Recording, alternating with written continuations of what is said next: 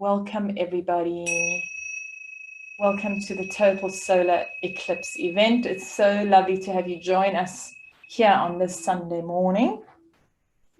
What I'm going to do for us this morning is I have this lovely pack of cards, and I'm going to say a little prayer to the universe and shuffle the cards and ask for guidance to assist us all with these flux times that come with eclipses.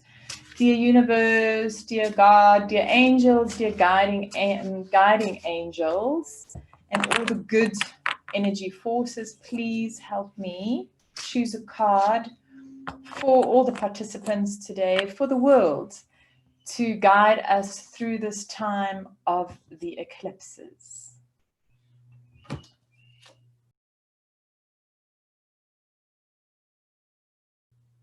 Okay. So I've got a beautiful card. I don't know if you can all see that if I hold that up to the camera. And it is labeled Earth. It reads, "The earth grounds and supports me. I connect with all the creatures and plants on this earth. I love and appreciate the planet." So that is our guidance from the soul of the universe, the cosmic telegram, to help us. The point being, let us ground ourselves in nature throughout this process. We have the chart for the total solar eclipse. And during an eclipse, what happens is that the sun and the moon are together in the sky. It is a new moon. And in this case, this new moon is in Sagittarius at 23 degrees. And we find that we have the sun in the sky aligned up with the moon and the earth all in one line. And of course, the sun then shines onto the moon, and the shadow of the moon falls onto the earth. And for us, this is happening at a location in the earth that is here in South America. So the people living in this part of the world can actually see the total solar eclipse, because of course the moon is a much smaller body than the sun. So that shadow of the moon only falls onto a small area of the planet. So this is where people can actually witness the total dimming of the light, which occurs when the sun and the moon and the earth are all in alignment. So the actual message of a new moon eclipse is a heightened version of the normal new moon. Normally a new moon is a time of new beginnings, and it's also a time to reflect. It is a time of inactivity and to step back from the world and to just kind of zen out and be in limbo and realize it's a time of letting go of a cycle that's completed. And it's this time where you're sitting with yourself to let things percolate and decide, what are the new seeds that I will be sowing? And generally we sow those about 2.5 to 3 days after the new moon, because the new moon is a time to pull back from activities and connect with imagination and make time to actually get the inspiration to move forward.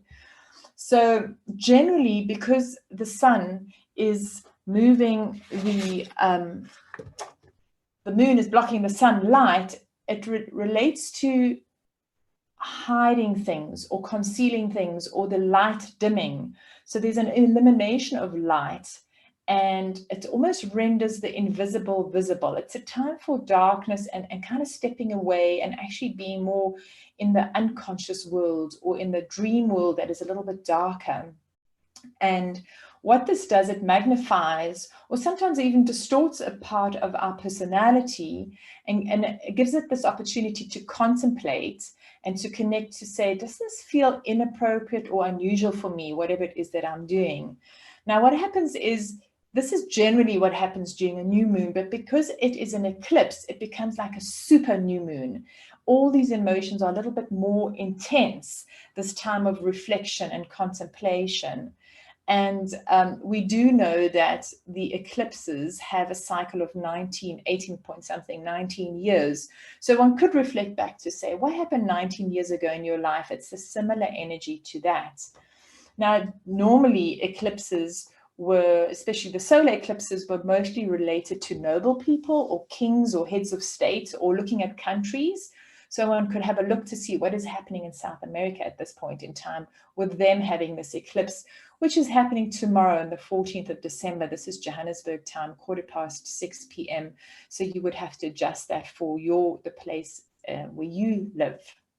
Now, generally, the ancients would say that the effect of what will be happening tomorrow, and also we would have felt this sort of 10 days leading up to tomorrow, as well as up to 3 days after tomorrow. I might add to that we would even have felt it 10 days before the eclipse, the lunar eclipse, which happened on the 30th of November. So it's more or less activities that have been happening since the 20th of November, and that will last until 3 days after, until about the 17th, 18th of December, fall into what we call the eclipse cycle.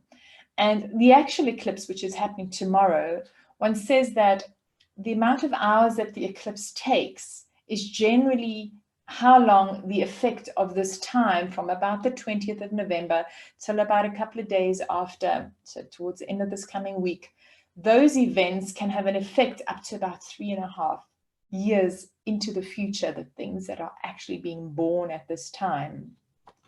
So an eclipse is always a process of transformation, and it shows us where change is necessary. It's almost like the bigger picture. We look at the bigger picture, and it is as though the cosmos is regulating and maintaining the balance on the earth. Sometimes it produces a crisis to bring attention to certain situations or to a situation. Now, the new moon always being a time of new beginnings and opportunities, it's the magnetic properties of the lunar nodes which draw upon the energies and the vibrations of the planetary bodies close and involved, and it becomes a very powerful degree. So looking at your own chart, where is 23 degrees of Sagittarius? Look to that house and see if you've got any planets that are there. Because what happens is, for an eclipse to occur, we need the nodes, which is this, which my highlighter is directing towards, the symbol of, it looks sort of like an upside down earphone. This south node needs to be within 18.5 degrees of the luminaries, the sun and the moon, for an eclipse to occur. And here we can see 19 from 23. It's within 4 degrees, so it is close, which is why there is a total solar eclipse. And what the nodes do is they pick up the vibrations. In this case, we've got Mercury very close within this eclipse. And they pick up the vibrations of the nearby planetary bodies to a very powerful degree. And this will play into the discussions of the solar eclipse that we have. So the nodes, the south node and the north node, which are playing into and causing this eclipse, are like portals through which the cosmic energy flows. And this opportunity reminds us that it might stimulate certain conditions and bring about events in our life that are very fated.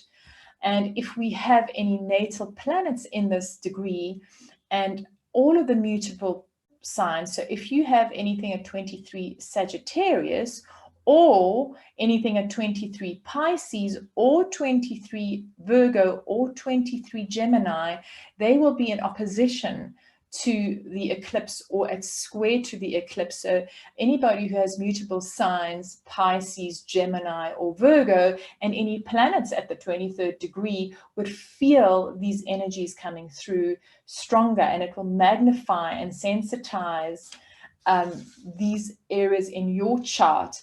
And so too will any transits that will be going across 23 of any of the mutable signs in the days to come. So let's look at the fact that this eclipse is very much to do with the south node. We have eclipses that are related to the north node, and we have eclipses that are related to the south node. And we can see that the south node is deeply tied in with the Sagittarian eclipse that is occurring. So we generally call this the dragon's head, and this is the dragon's head over here, and this is the dragon's tail. So we know that this eclipse is involved with the dragon's tail. Now, generally the tail, if you think of that as an area of elimination, is about loss or feeling vulnerable. And often there's a sacrifice required in this area because it is an area of letting go.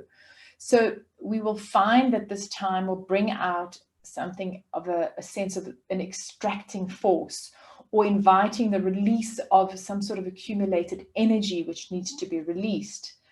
And the point here is to be of timeless service, of serving selflessly towards things that are everlasting. And it's about practicing compassion. So we are called to offer something back to the world. It's as though it's payback time. And it could also relate to completing a project.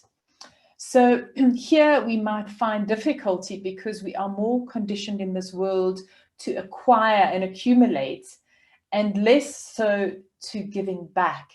So if you feel there's a sense of loss around something, or you're feeling vulnerable, or you feel like something is coming to an end, this is a time that you're paying back karma, and it is good for yourself. So if you need to be more compassionate toward a situation or let it go, it's okay. This is what the energy of the eclipse will be bringing in. Should you feel negativity in a situation around the eclipse, you could have a sense of distorted sense of self or powerlessness, or maybe your self-esteem feels a little bit low, and you might do something very uncharacteristic or act in a very desperate way because you're trying to still hang on to stuff when actually the energy is about giving and letting go. And it could be to your disadvantage if you sort of in an unconscious way want to try and fight against these energies.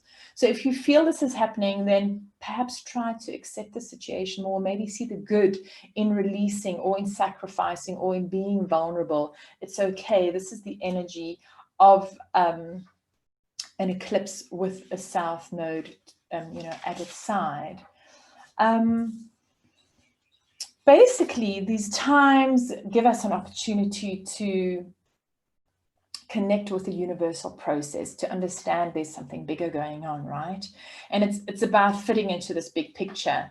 So often it's a matter of where, when, and how, and who are you meeting, where you get the sense this is like a cosmic connection, like, wow, this is just meant to be, or it is synchronistic. Yes, then you know, okay, these are the energies that are meant to be happening at the moment. So through people or space and time, there's a great sense of cosmic connection and a karmic sense about it. I love the terminology of a cosmic telegram to the world, which is what Celeste Teal talks about in her book of eclipses, which I highly recommend if you want to look deeper into eclipses.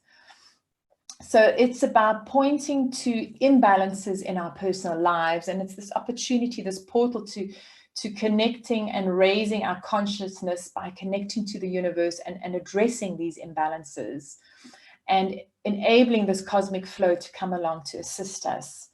And eventually what it does is create more satisfying conditions for us. It might be a bit of a lengthy process. As mentioned, it can happen already 2 weeks before the eclipse of the 30th of November and, continue afterwards. But then to really integrate this into our life can take as long as years for the events that are happening. So the shift is really there to affect mankind's activities on this earth and to evolve consciousness for the entire humanity. It shows us where transformation and change is due to take place, and also where we can direct our attention to. So as I go through the 12 signs, you will see where this will be happening.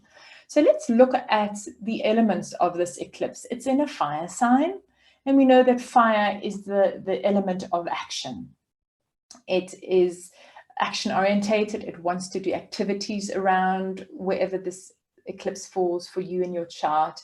It is always inspirationally motivated and can produce quite sensational events because we're talking about activities.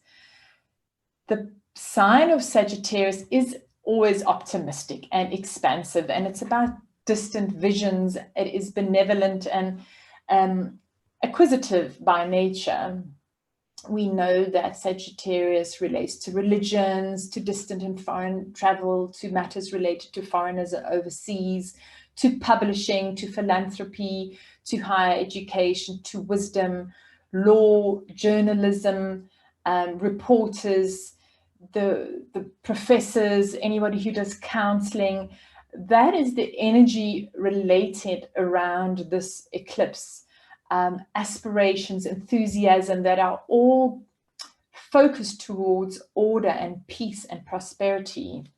Now, the Lord, the ruler of this Sagittarian eclipse is, of course, Jupiter, because Jupiter rules the sign of Sagittarius. And when we look at Jupiter, this chart has been drawn for the exact moment of the sun and the moon being at 23 degrees in the sky, right? And at that point, we have Jupiter, the ruler of this eclipse, in a very wanting situation. He's between a rock and a hard stone, besieged between two malefics, Saturn, the malefic of authority and rules and regulations, and Pluto, the planet of transformation and trauma and crisis. And we know that Pluto and Saturn joined at the beginning of this year, the beginning of the pandemic, on the 11th or 12th of January, I think it was, that Saturn and Pluto were conjunct in the sky. And this is when the first death of COVID was reported.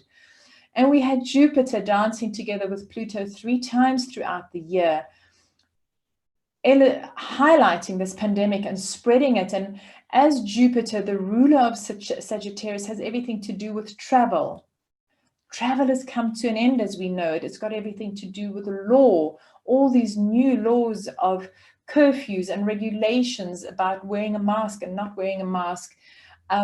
Jupiter's had a rough year, and being in the sign of Capricorn, which it really dislikes, it is in a detriment in the sign of Capricorn.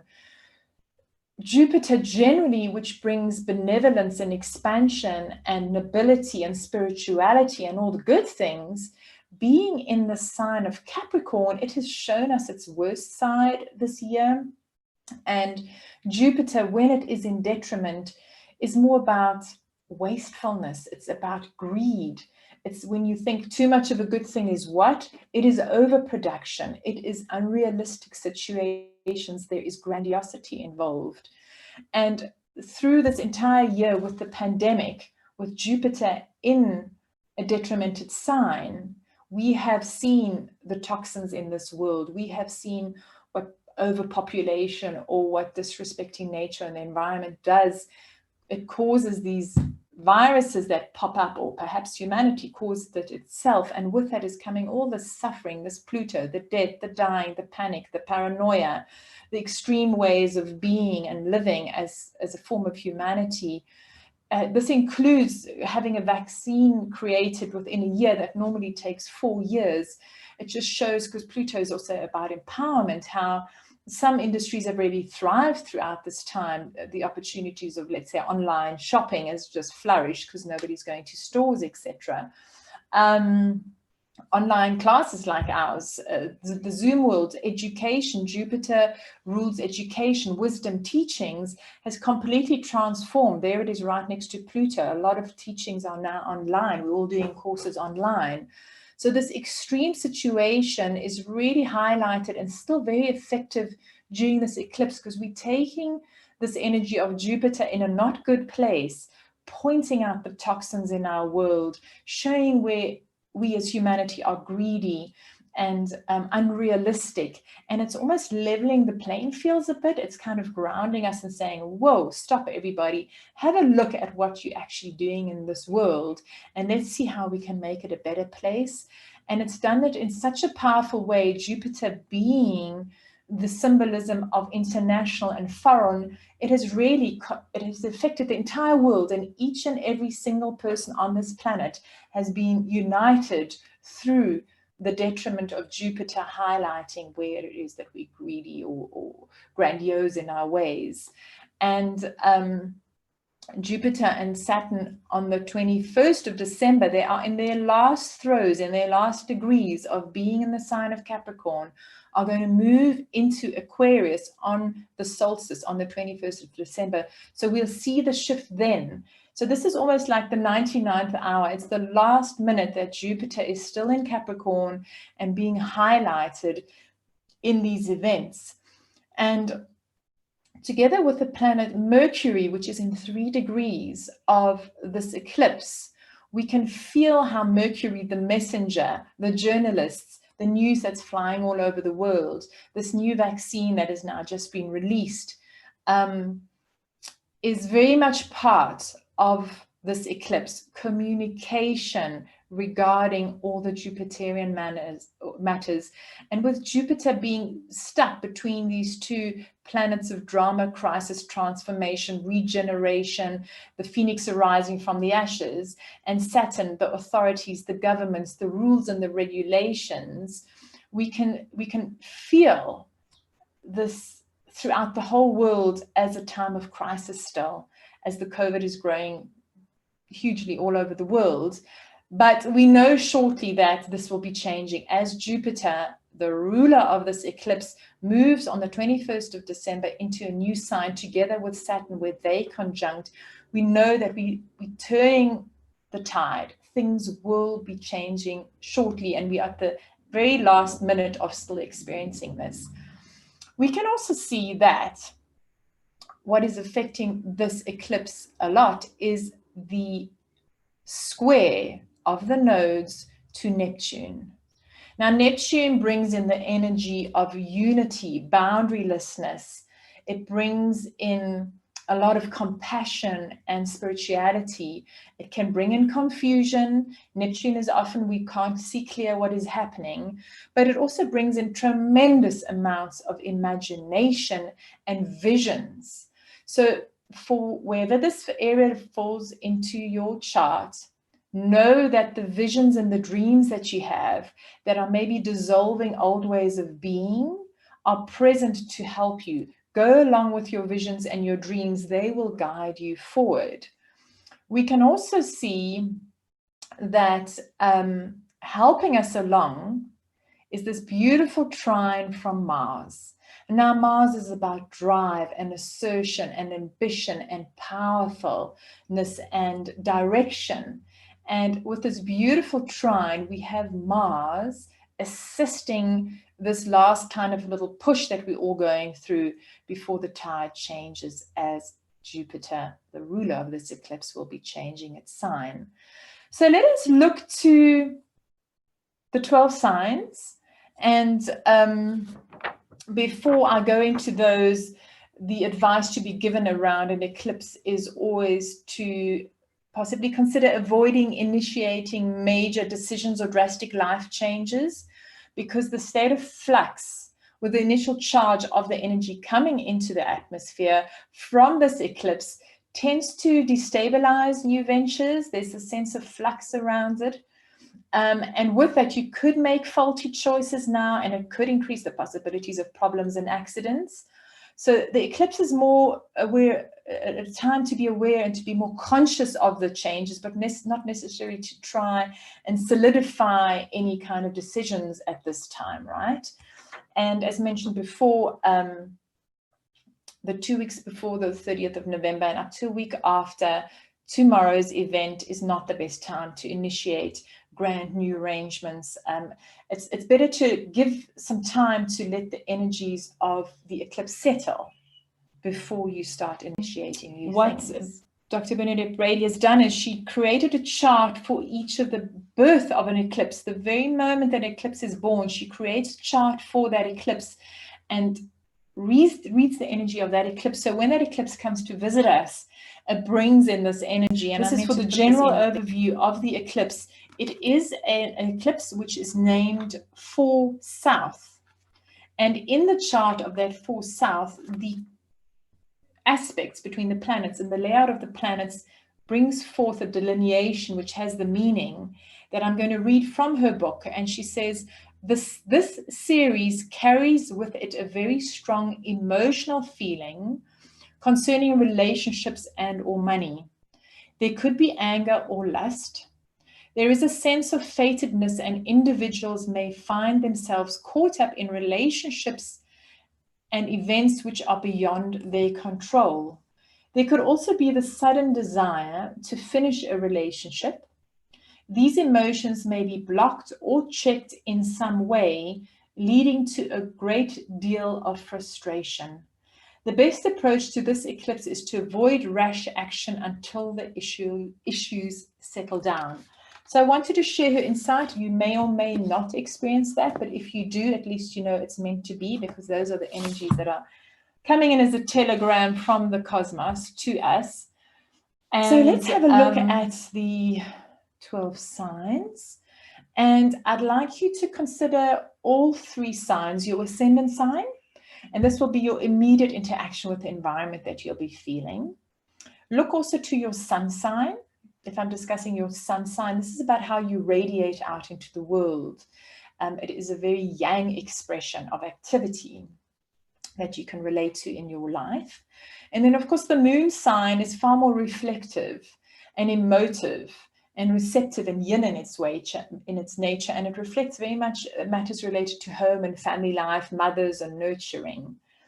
And of course, the art that I work in, the symbols, is from Geoffrey Boschart. Absolutely adore it. So he painted these beautiful paintings.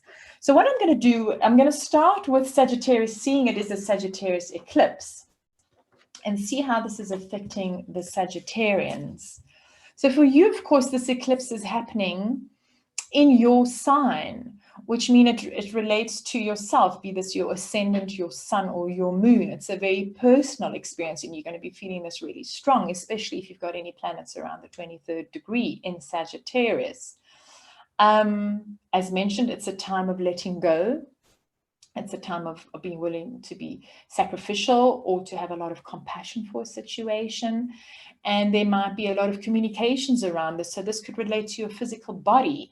Perhaps you're letting go of some weight or some diet way that you've been eating. It could be related to the image of what you look like in your persona. And you will find that the helpfulness that's coming in from Mars is in an area of your life related to having fun and expressing yourself.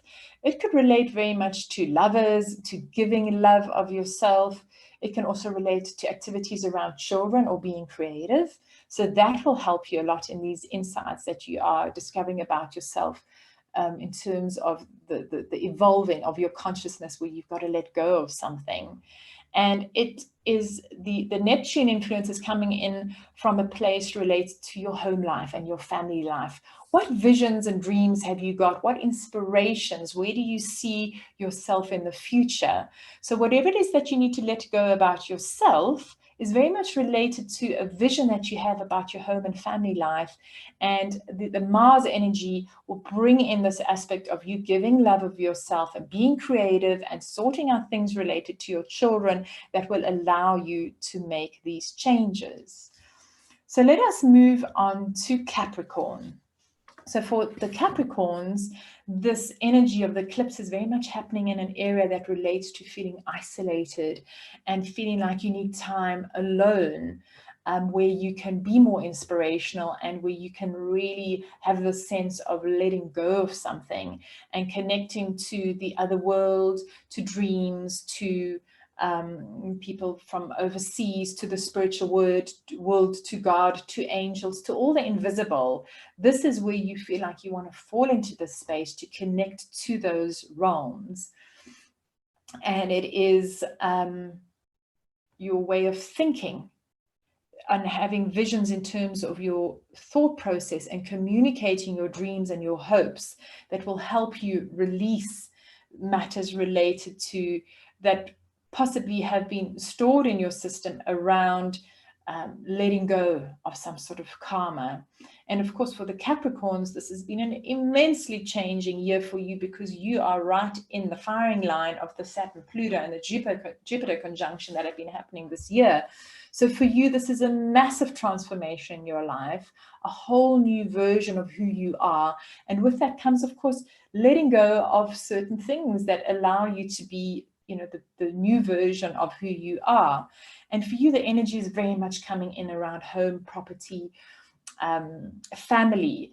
The Mars energy is in fix your home, sort out your family, relocate, or make things around your home work for you. And that will help you in this process and transformation of being the new Capricorn version, the kind of latest model, the evolved model of who you are, so that you can thrive in the world going forward.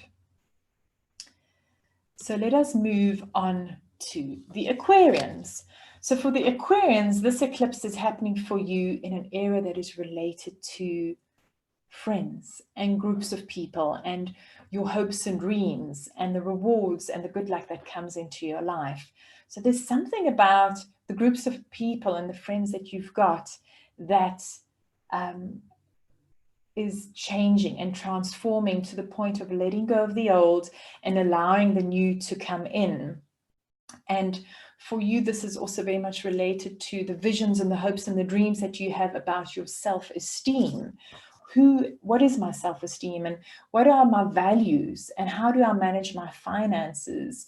That is very active for the Aquarians at the moment. Have your visions around this, and it's your communication skills and paperwork, writing, talking, thinking, how you talk to yourself, that gives you this assertive, ambitious, driving momentum to sort out issues related to your hopes and dreams in the groups of people and society that you're connecting with. For the Pisceans, this is happening for you in all matters related to your actions out in the world. So the letting go place, the place of more compassion, the place of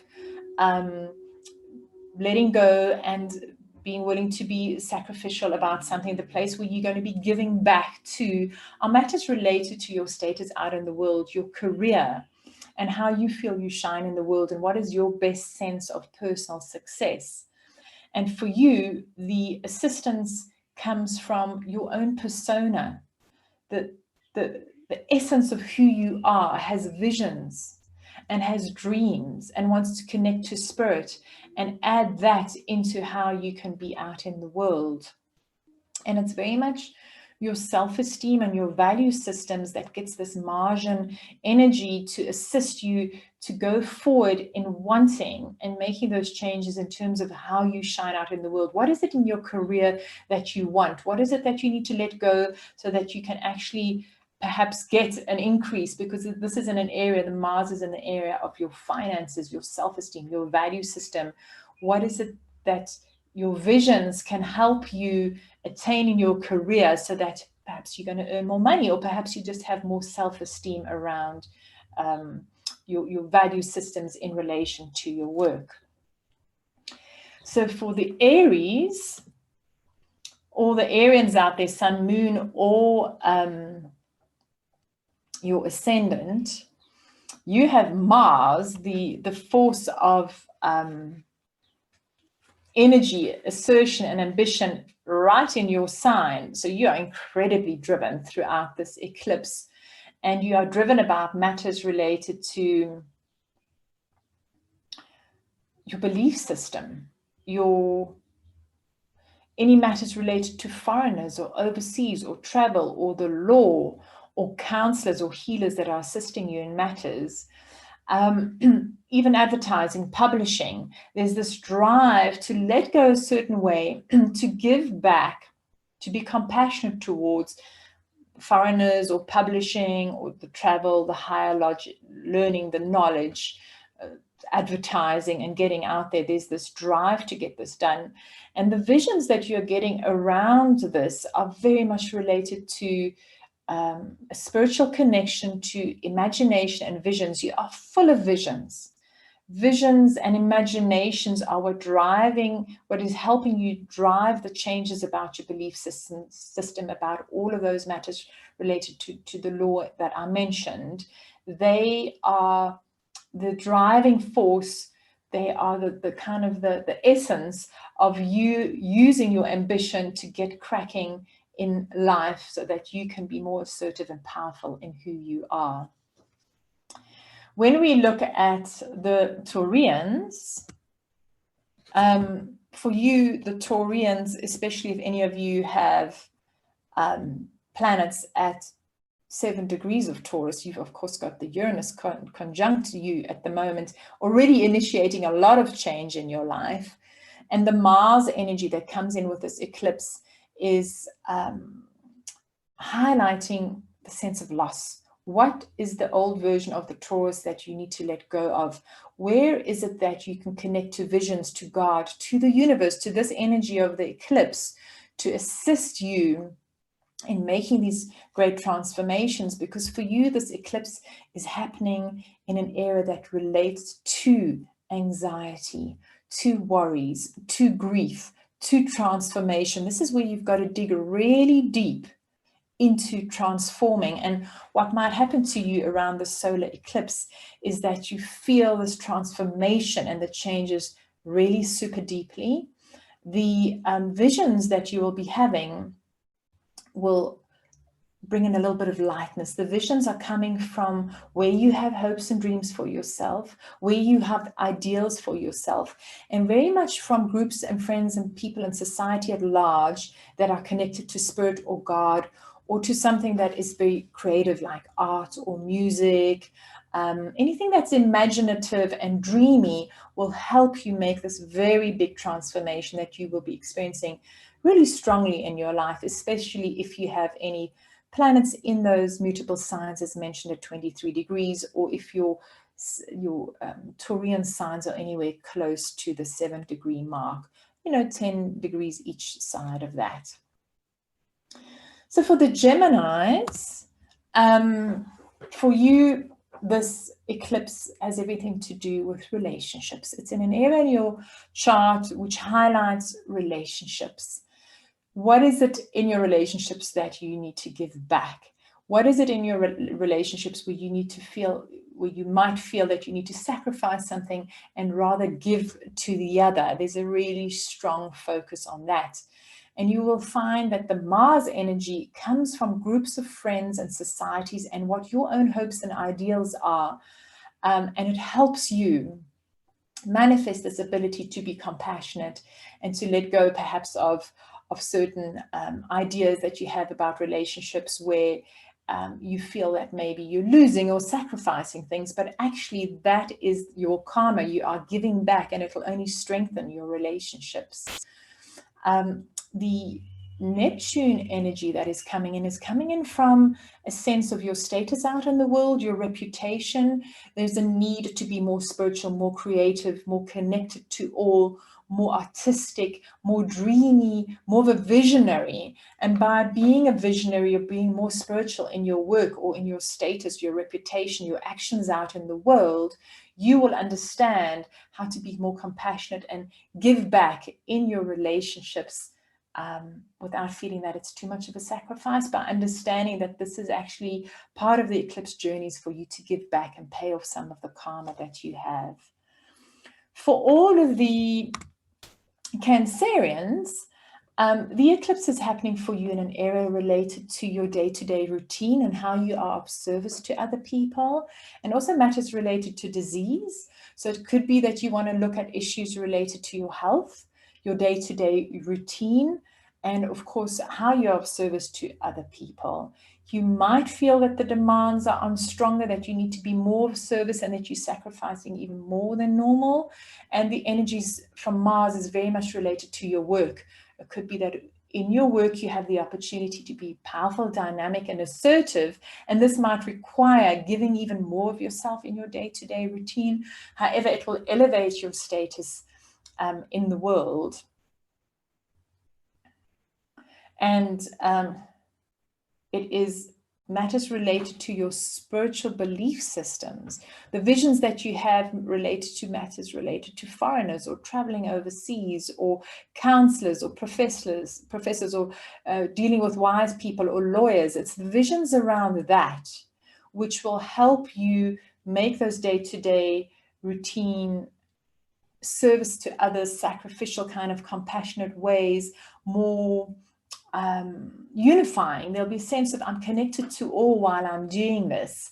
And this would be the process for the Cancerians, who, of course, also in this year have had massive transformation around relationships, because for you, the Saturn, Pluto, Jupiter, Capricorn situation has been happening in your 7th house of relationships. There's been tremendous transformation in that, which is about to start its new beginnings on the 21st of December as Saturn and Jupiter move into Aquarius then. So for all the Leos, for you, the eclipse is happening in a really fun area, which is about having fun, enjoyment, holidays, being a lover, being creative, playing, doing sports, working with children. And this is where you might feel this need to just focus on being a little bit more compassionate, and there might be loss around how you expect things to be in that area of your life, but in a good way. It's time for you to give back in this part of your in your life. The visions that you are receiving is very much related to other people's resources. There's a sense of, I can be visionary about what I imagine other people can provide for me. And this could be in terms of intimacy, breaking down boundaries of having fears or blockages about receiving things from other people.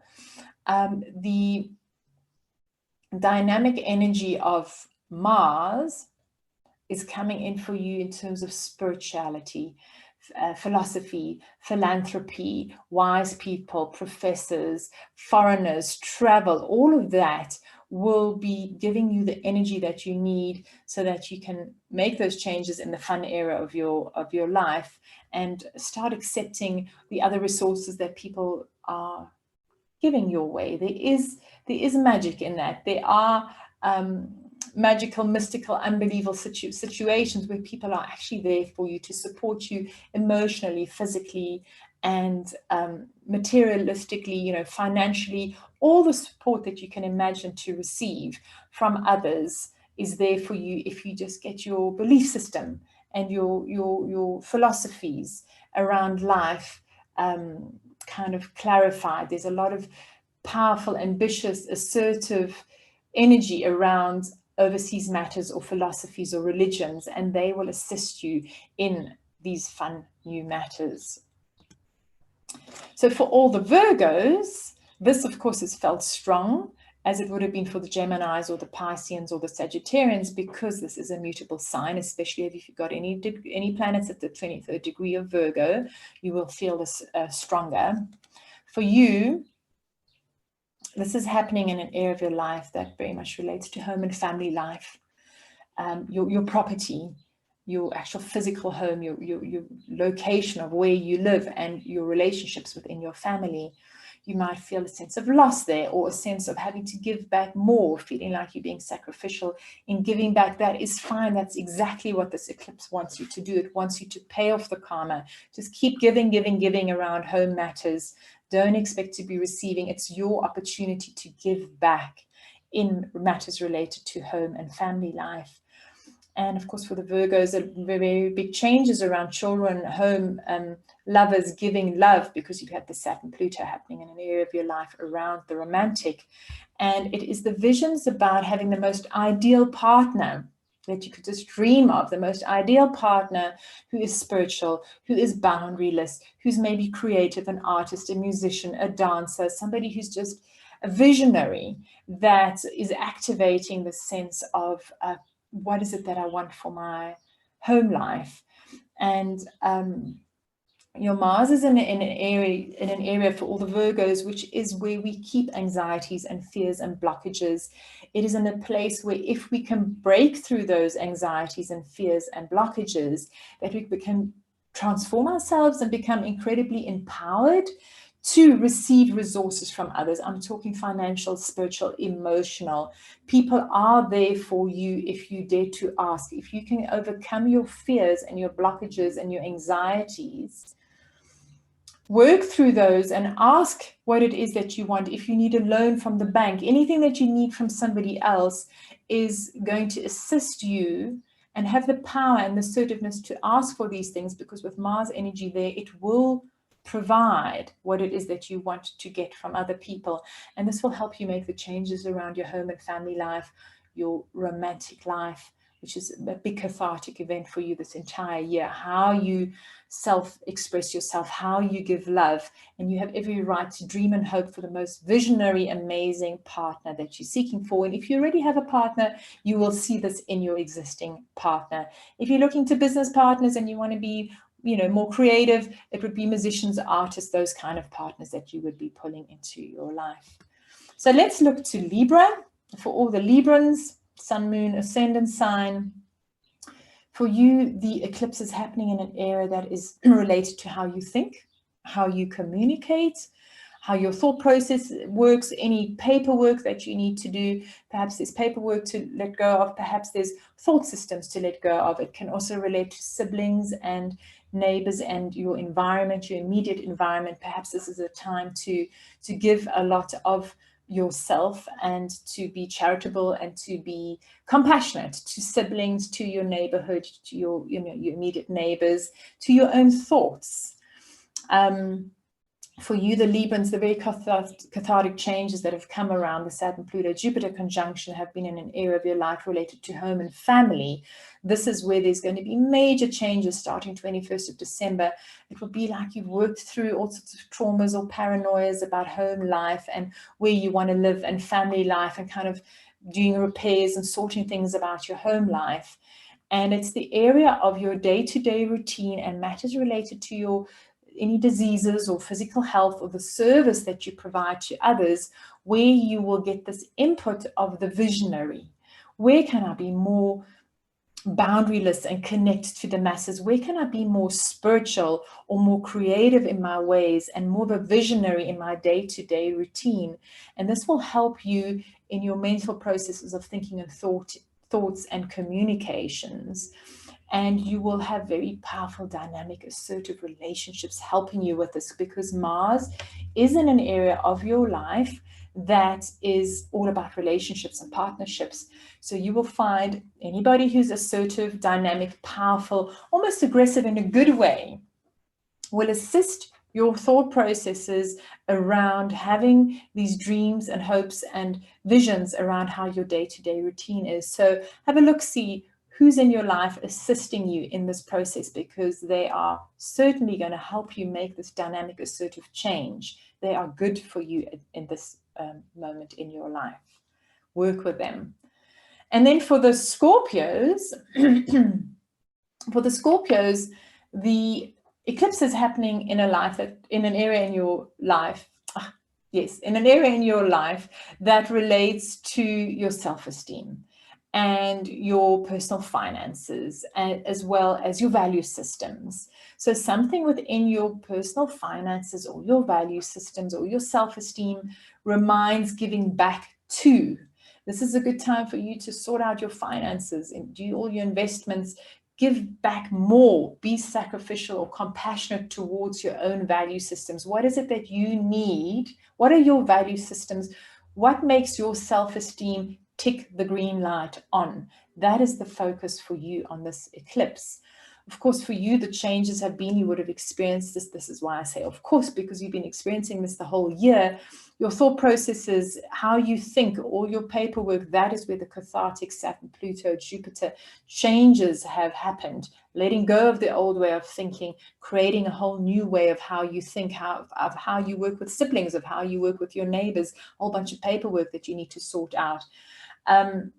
By doing that, the focus on your self-esteem has been highlighted, and it's very important for you to stay true to your self-esteem during this eclipse. It is in the space of being a lover, being romantic, working with children, being creative, of giving of yourself, your sense of self-expression. It's got this magical energy of the Neptune in it. Be a visionary of how you give of yourself. Be a visionary when it comes to having fun or sports or being creative or enjoying entertainment. This is your opportunity to give of yourself and to enjoy the good things of life in a very magical, connected to all Neptunian way of visionary. What is the most visionary way that you could go and have fun and give love of yourself? And this ties in with your self-esteem, and it is matters related to your day-to-day routine. and you sorting out any diseases or illnesses that you have, and you sorting out how you are of service to the world, that gives you the energy and the drive to stand up for your self-esteem and your value system, and to give that extra bit to yourself. It is fine to love yourself and to have a good self-esteem and give back to that in your life. All right, everyone. So I've gone through all of the signs because I've started, of course, with Sagittarius. That means we're going to end with Scorpio today. And I wanted to just thank you all for being here with me today. And I'm going to officially close off the astrology for today and wish you a really very special eclipse tomorrow. Be mindful now that you're aware of the circumstances and the atmosphere of the eclipse. Make the best of it. May it inspire you, and may you grow in your evolution throughout this process. And I'm going to close off this part of our event officially, as I will be then handing over to Yvette, who will be starting in the next. Sana, welcome to my twinkly Christmas area. Find a comfortable position on your mat. It's going to be your best friend for at least another 60 minutes plus the guided meditation. So good friend. And just wriggle around on your mat just to connect your sit bones to the mat. If you want to and need to move that beautiful fleshy part of your glutes away so that you actually can connect with your sit bones, do so. And just wriggle around, rotate your shoulders just to get comfy for wherever you are. I can see people are writing in the chat. I can't see that far. It just pops up, but I hope everything's fine. And just allow your hands to rest wherever they want to rest, be it on your knees, be it in your lap. If they're in your lap, make sure you have your left hand on your right hand. If you're in a receiving mood, have your palms facing up on your knees. If you feel grounding is needed today, just turn your palms facing down onto your knees. Don't hold on to anything, just very relaxed. And I'd like you to go into your body and just go on a bit of a journey through your body from your toes all the way up to the tip of your head, and just scan it for any dis-ease or discomfort. If you need to shift while you're doing that, please do so. This is your class. This is for you. It's your time. It's all about you. And if you find any dis-ease or discomfort, acknowledge it on your inhale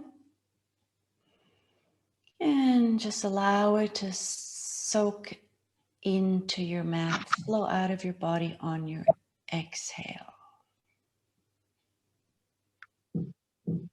And just keep repeating that for another 2 to 3 breaths. Make sure your thighs, hips, and belly are nice and relaxed. Your shoulders and forehead are relaxed as well. Just arriving in this space and letting go of whatever is not needed anymore.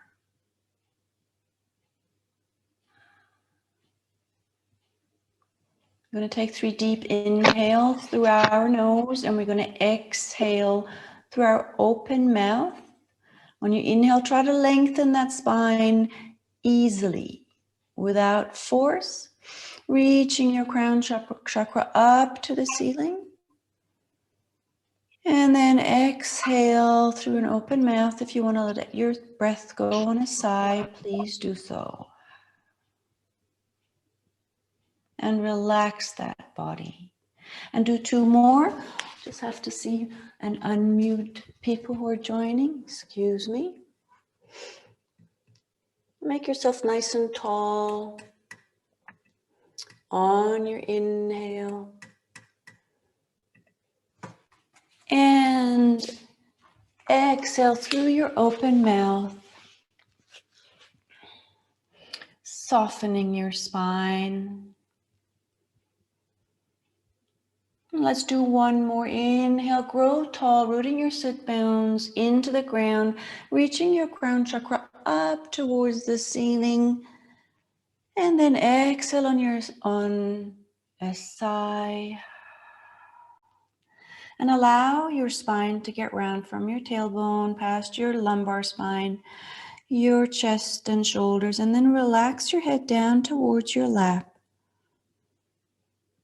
You might feel the beautiful stretch along your neck and across your shoulder blades. And on the next inhale, come on up, lengthen that spine, and then take your hands in front of your heart center, your thumbs touching your sternum, and lower your forehead down to your fingertips. And think of something, a wish, a dedication, a mantra, an affirmation, just for you that can lead you through the class, maybe the rest of the day, and perhaps the rest of next week.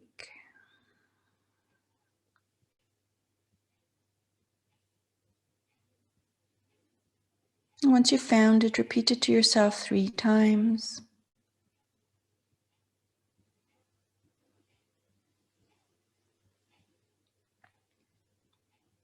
And then take those thumbs up to your forehead and just repeat it one last time, just to get the connection to your mind as well. Take an inhale. And on the exhale, take your hands down, wriggle your fingers, keeping your eyes closed if you feel comfortable like that. Place your hands onto your belly.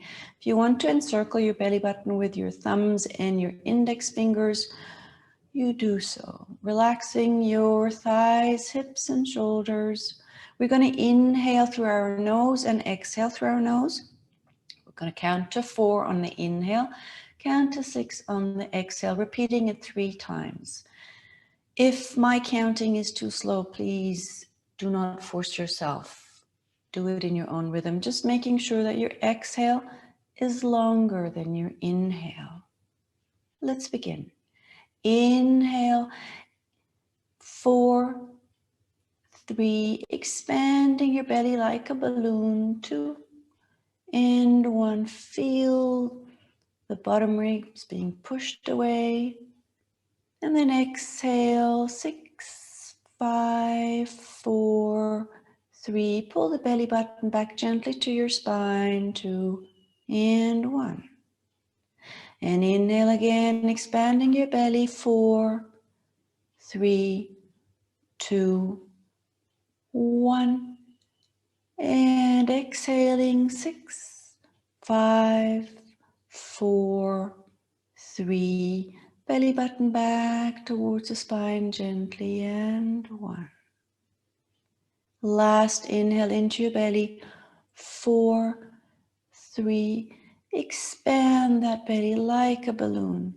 Feel that stretch, 1. And exhaling, 6, 5, 4, 3. Pulling your belly button back towards your spine, 2, and 1. And then take your hands up, gently placing the palms of your hands onto your rib cage. Your shoulders are relaxed.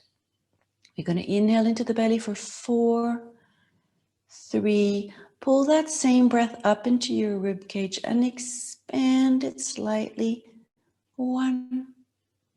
And exhale from your ribs, slightly curling them in. 6, 5, 4, 3. Pull your belly button back, 2, and 1. Inhale again into your belly, 4, 3. Expanding it, pulling that breath up into your rib cage, expanding it, growing wide. And start exhaling from your ribs, curling them in. 6, 5, 4, 3. Belly button back, 2, and 1. Last inhale into your belly, 4, 3. Expanding it, pulling up that breath into your rib cage, 2, 1. And exhaling, 6, 5, curl those ribs in. 3, belly button back. 2, and 1. Now take your fingertips and lightly touch them against your collarbones. Your thighs, hips, belly, and shoulders are relaxed. Inhale into your belly. 4, 3, pull that breath up into your rib cage, and then all the way up to your collarbones, sitting a tad bit taller. And start exhaling from your collarbone. 6, 5, curl your ribs in. 4, 3, belly button back. 2, and 1. And inhale again into your belly. 4, 3, pull that breath up into your rib cage. 2, and all the way up to your collarbones. And start exhaling from your collarbones. 6, 5, curl your ribs in. 4, 3, belly button back. 2, 1. Last time, breathing into your belly. 4, expanding that belly. 3, pull that breath up into your rib cage. 2, and all the way up to your collarbones. And exhale. 6, 5, curl your ribs in. 4, 3, and pull your belly button back. 2, and 1. And take your hands down and place them onto your mat, left and right of your thighs. And just travel into your body to see how you feel. Calmness should be from head to toe, and peace should be in your mind. When we get anxious or scared, we tend to just breathe up in our upper lung area, not oxygenating the body enough. So please, if you get into a situation where you don't feel comfortable, just do a couple of deep belly breaths. If you can't, it distracts you from whatever's going on and giving you a hard time. On the next inhale, open your eyes, interlace your fingers, reach those hands up, stretching from your hips. You're grounding your sit bones into the mat, so you'll feel that stretch from your hip bones along your side bodies. Reach those shoulders up, gently tugging on your wrists, so you'll feel a stretch across your palms as well. If you hear any cracking noises, it's okay. Exhale, take your hands down, rotating your wrists so the palms are facing away from you. You'll feel a stretch across your chest, maybe in your anterior deltoids, and gently tug your shoulders away from your ears. So you'll feel a stretch from your earlobes along your neck and across your shoulder girdle. Let's go inhale one more time. Reach your arms up. If you want to wriggle your spine, do so, and then take your arms behind your head. So your upper arms are behind your ears, still stretching all the way along your side body, into your shoulders, along your arms, across your hands, feeling that beautiful stretch. And then exhale, come on down, twisting your palms away from your body, wrists gently pulling down and across your hands, shoulders pulling down as well. And then tug your chin down towards your chest, so you'll get an added stretch along your neck. On the next inhale, let go of your fingers. Wriggle your fingers and rotate your wrists in both directions. And let's come into a kneeling position. And I'll leave it up to you. I'll turn sideways, whether you want to have your feet flat down or whether you want to curl your toes under. If you do curl your toes under, you'll feel a stretch across your toes and along the soles of your feet. Obviously, you can alternate between both positions. If kneeling is not an option for you, then stay in lotus. Keeping your sit bones nicely connected to your heels, place your right fingertips or hand, depending on how you are built, onto the mat, and then reach up on your inhale with your left arm, feeling that stretch here again from your hip bone all along your side body into your fingers and actively pull that shoulder out of its joint. And on the exhale, we're going to start bending over to the right and start bending in between your hip and your lower ribs. So your obliques will get nicely stretched. Keep the sit bones connected to your heels and look up to the ceiling while you keep stretching. Stretch your shoulder and imagine somebody standing next to you, gently tugging on your wrist. Gently pull that left shoulder blade down towards your sit bone. Keep exhaling. And then on the next inhale, slowly come on up into upright seated position. Drop your left hand down to the mat and just sit and see how that left side feels compared to the right side. This should be nice and long, or feel nice and long and air conditioned. On the next inhale, reach your right hand up. Again, start pulling from your right hip across your side body, and then pull that right shoulder up towards your ear, up towards the ceiling. Fingertips are reaching for the ceiling. And then exhale, start bending from your right hip across your right side body up into your armpit. And then gently twist your head so you're gazing up towards the ceiling. Gently move that right shoulder away from your ears, right shoulder blade coming down towards your sit bone. And if you feel like you can move even more, you can bend more, move your left hand further away from your thighs. Feel that stretch in your obliques. On the next inhale, come on back. Drop the right hand down towards the mat and just sit and see whether both sides are equally stretched now. We're going to repeat on each side one more time. Inhale, reach that arm up. And I'd really like you to feel that stretch all the way up into your fingertips. And then exhale, start bending over to the right, keeping your pelvis as square as possible, and then gaze up towards the ceiling, pulling that left shoulder away from your ear gently, shoulder blade pulling down towards your sit bone. Keep pulling, stretching a bit more. And on the next inhale, come on back and deposit your left hand onto the mat. Inhale, reach your right arm up. Fingertips are nicely pointing up towards the ceiling. And on the exhale, start bending from your right hip across your right side body. Gaze up towards the ceiling, pulling your right shoulder away from your hip, from your ear. And pull your right shoulder blade down towards your sit bone. And keep bending for as long as it feels comfortable to you. On the next inhale, come on back. Deep inhale, rotate your shoulders backwards and forwards. And on the next inhale, reach your fingertips out towards the side of your room. Your fingers are splayed. Always make sure that you can feel that stretch in between each and every digit. Make sure your arms are parallel to your mat.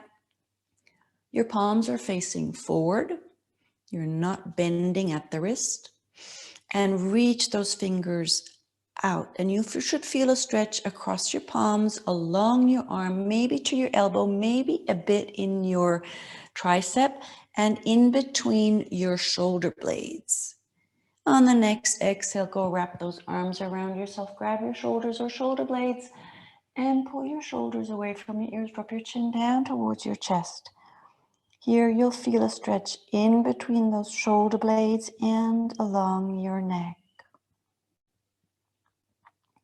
On the next inhale, go out again. Reach those fingertips away from your body. And now we're going to move those arms behind, opening your chest. Keep those shoulders pulled away from your ears. Arms are nice and straight and as parallel as possible to your mat. And squeeze that fleshy bit in between your shoulder blades. Your core is lightly tight so that you don't fall into a hollow back. And then drop your chin down towards your chest. On the next exhale, wrap your arms around your body again. The other arm on top this time. Grab shoulders or shoulder blades. Pull your shoulders away from your ears and then drop your chin down towards your chest. On the next inhale, come on back. Rotate your shoulders backwards and forwards. If you hear any scrunchy noises, that's normal too, sadly. Let's come and meet in tabletop. Make sure that your knees are hip distance apart. Your feet are flat on the ground, and you get a 90-degree angle between your lower body and your upper body. Your fingers are splayed, and the wrists are under your shoulders. If you are unsure of how to get your hands to be shoulder width apart, come on down onto your elbows and grab the outside of your elbow with the palm of your hand. That is shoulder width apart. And then you can extend your hands again, splaying your fingers, come on up, and then just slide them back under your shoulders. Very good. Try to get an L shape in between your thumbs and index fingers. We're going to inhale. We're going to tighten that belly slightly, tuck those toes under, and we're going to lift those knees off the mat, firmly pressing into the toes. Your heels are pulling away from your body, and you're gazing down towards the mat. Your upper back is slightly rounded, pushing up towards the ceiling. If this is too strenuous, please lower your knees down onto the mat again and just keep pushing into the palms of your hands, stretching your arms. Getting a nice stretch from your fingertips all the way up into your neck. Going to stay for another 3, 2, 1. Lower your knees down, flatten your toes, and come on into a child's pose, allowing your lower abdomen and chest to relax onto your thighs. Drop your forehead down onto the mat and allow those fingertips to walk away from your body on your inhale, lengthening the entire backside from your sit bones all the way up to your fingertips. Try to keep the connection between your sit bones and your heels. And on the exhale, allow those hands to gently slide towards your head, relaxing your shoulders away from the ears. You should feel a nice easing and opening in your lumbar spine area. While you inhale, walk those fingertips away again, stretching across your armpits and along your arms. And slowly exhale, allow those hands to glide towards your head again. One more inhale. Deep inhale, walk those fingertips away from your head, lengthening from your sit bones, past your shoulders into your arms. And exhale, allow the shoulders to slide away from your ears. On the next inhale, lift your forehead, come back into tabletop, and I'd like you to turn your hands so that your fingertips are facing your knees. Again, make sure that your wrists are under your shoulders. Keep adjusting until they're in one line. Your fingers are splayed, your pinky fingers are touching. Now, if this is enough of a stretch for you across your wrist, maybe even across the palm of your hand, then you stay like this. Make sure you pull your shoulders away from your ears. Imagine the tips of your shoulder blades want to go touch your sit bones, and you're gazing down towards your mat. Pressing all 10 fingers into the mat, we're going to gently sway back and forth, not breaking the connection between your hands and the mat. You will feel that stretch in your lower arms. Depending on what you've been doing, you might feel it even more. If you want added stretch, tuck your toes under and come up into downward facing dog. Might sound strange. The stretch is slightly bigger and more intense, but not a lot. I'll stay down on my knees and keep swaying back and forth, feeling that beautiful stretch, and keep checking in with your shoulders that you're pulling your shoulders away from your ears. Your core is slightly tight, but only slightly. On the next exhale, we're going to start sitting down onto our heels, but we're going to keep the connection with our hands and the mat for as long as possible. So you can roll over the palms of your hands and your fingers, and then just sit on your heels and take your hands and place them in your lap. and sit with that sensation to see how that feels. There might be tingling across your hands, tingling all the way up your arm, but sit with it. And then slowly start moving those fingers gently, and then you can rotate your wrists in both directions. And we're going to come back into a tabletop, and this time I'd like you to turn your hand, top of the hand facing down. Might sound slightly ridiculous, but give it a try, please. So all 10 fingernails are pressing firmly into the mat, the thumbs as well. I'm going to turn towards the mat so that you can see. Your thumbs are touching, your fingers are splayed, and make sure that your wrist is looking straight forward. So it's going in the same direction as the top of your head. The eye of the elbow is also looking away from you. So it's open. Pull your shoulder blades back from your ears. And if that is enough of a stretch, you'll feel it all the way from your wrists up into your elbow. Then you stay like that.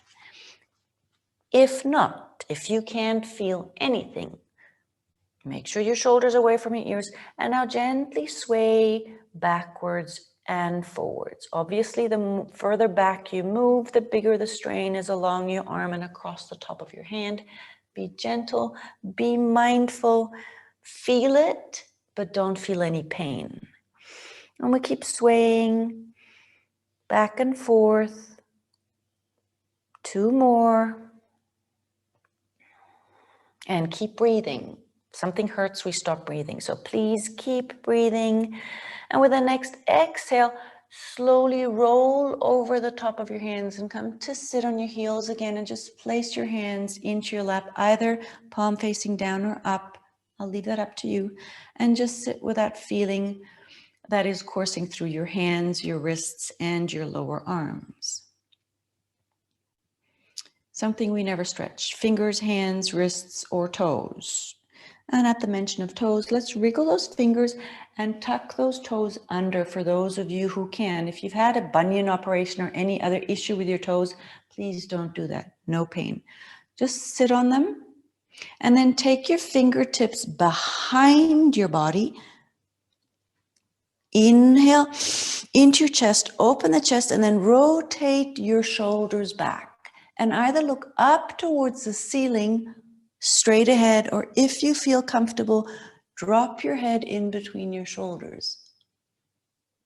So we're opening the entire front side of our body. We're opening our chakras. And just stay here for 2 breaths. 1 more. And on the next inhale, slowly come on up. Place your hands onto the mat, flatten those toes, and come into child's pose, lowering your forehead down onto the mat, taking your arms alongside your thighs, palms facing up, and allow your lower abdominals and your chest to rest on your thighs. Allow gravity to pull your shoulders down towards the mat. I'm going to stay here for 2 breaths. Deep inhale and long exhale. 1 more. And exhale. Now grab your heels with your hands from the outside, firmly. And then curl your head under so that you can rest the top of your head or your crown chakra onto your mat. Your chin is tucked towards your chest. And we're going to inhale, we're going to raise our glutes off our heels, and we're going to roll over the top of our head, firmly holding on to our heels. So you'll feel a stretch along your neck, across your shoulder girdle. And the more you roll over your head, you'll feel that stretch along your arms as well.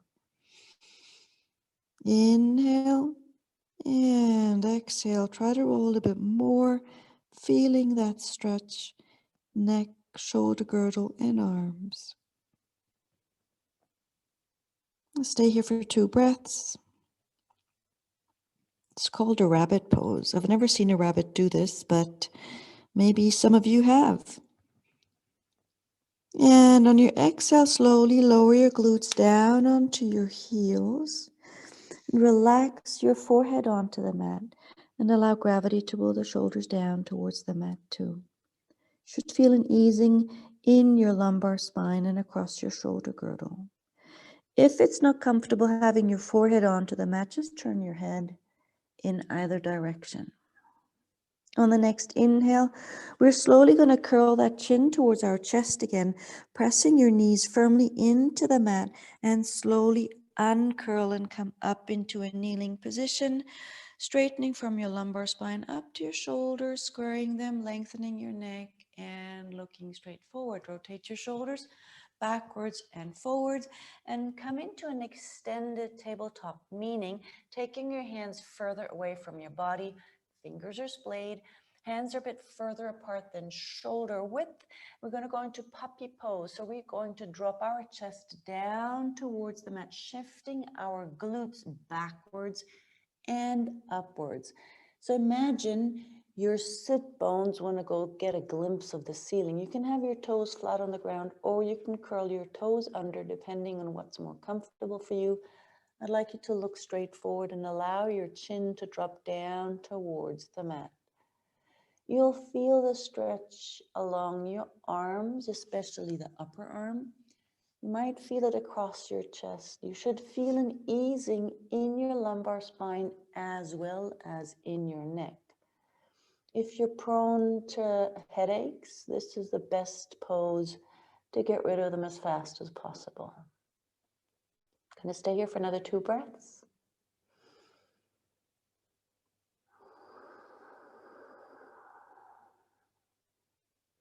And last inhale here. And long exhale. On the next inhale, come on back into tabletop and tuck your toes under or keep them tucked under. And let's push up into our first downward facing dog. And let's walk that dog. We've been on our knees or in lotus for a while. And while we're walking this dog, I'll walk you through the alignment. So your fingers are splayed, they're shoulder width apart. Your upper arms are rotated out. Your shoulder blades are pulling down towards your sit bones. Your neck is easy. Give it a nod and a shake. Your chest is traveling down towards your thighs. Your gaze either goes to your knees, your thighs, or your belly button, depending on how open your shoulders are. Your feet are hip distance apart. And those sit bones, again, they want to get a glimpse of that ceiling. So slightly tilt your pelvis, almost trying to get into a hollow back. So you'll feel that stretch from your heels all the way along your hamstrings, the entire backside of your body, all the way up to your fingertips.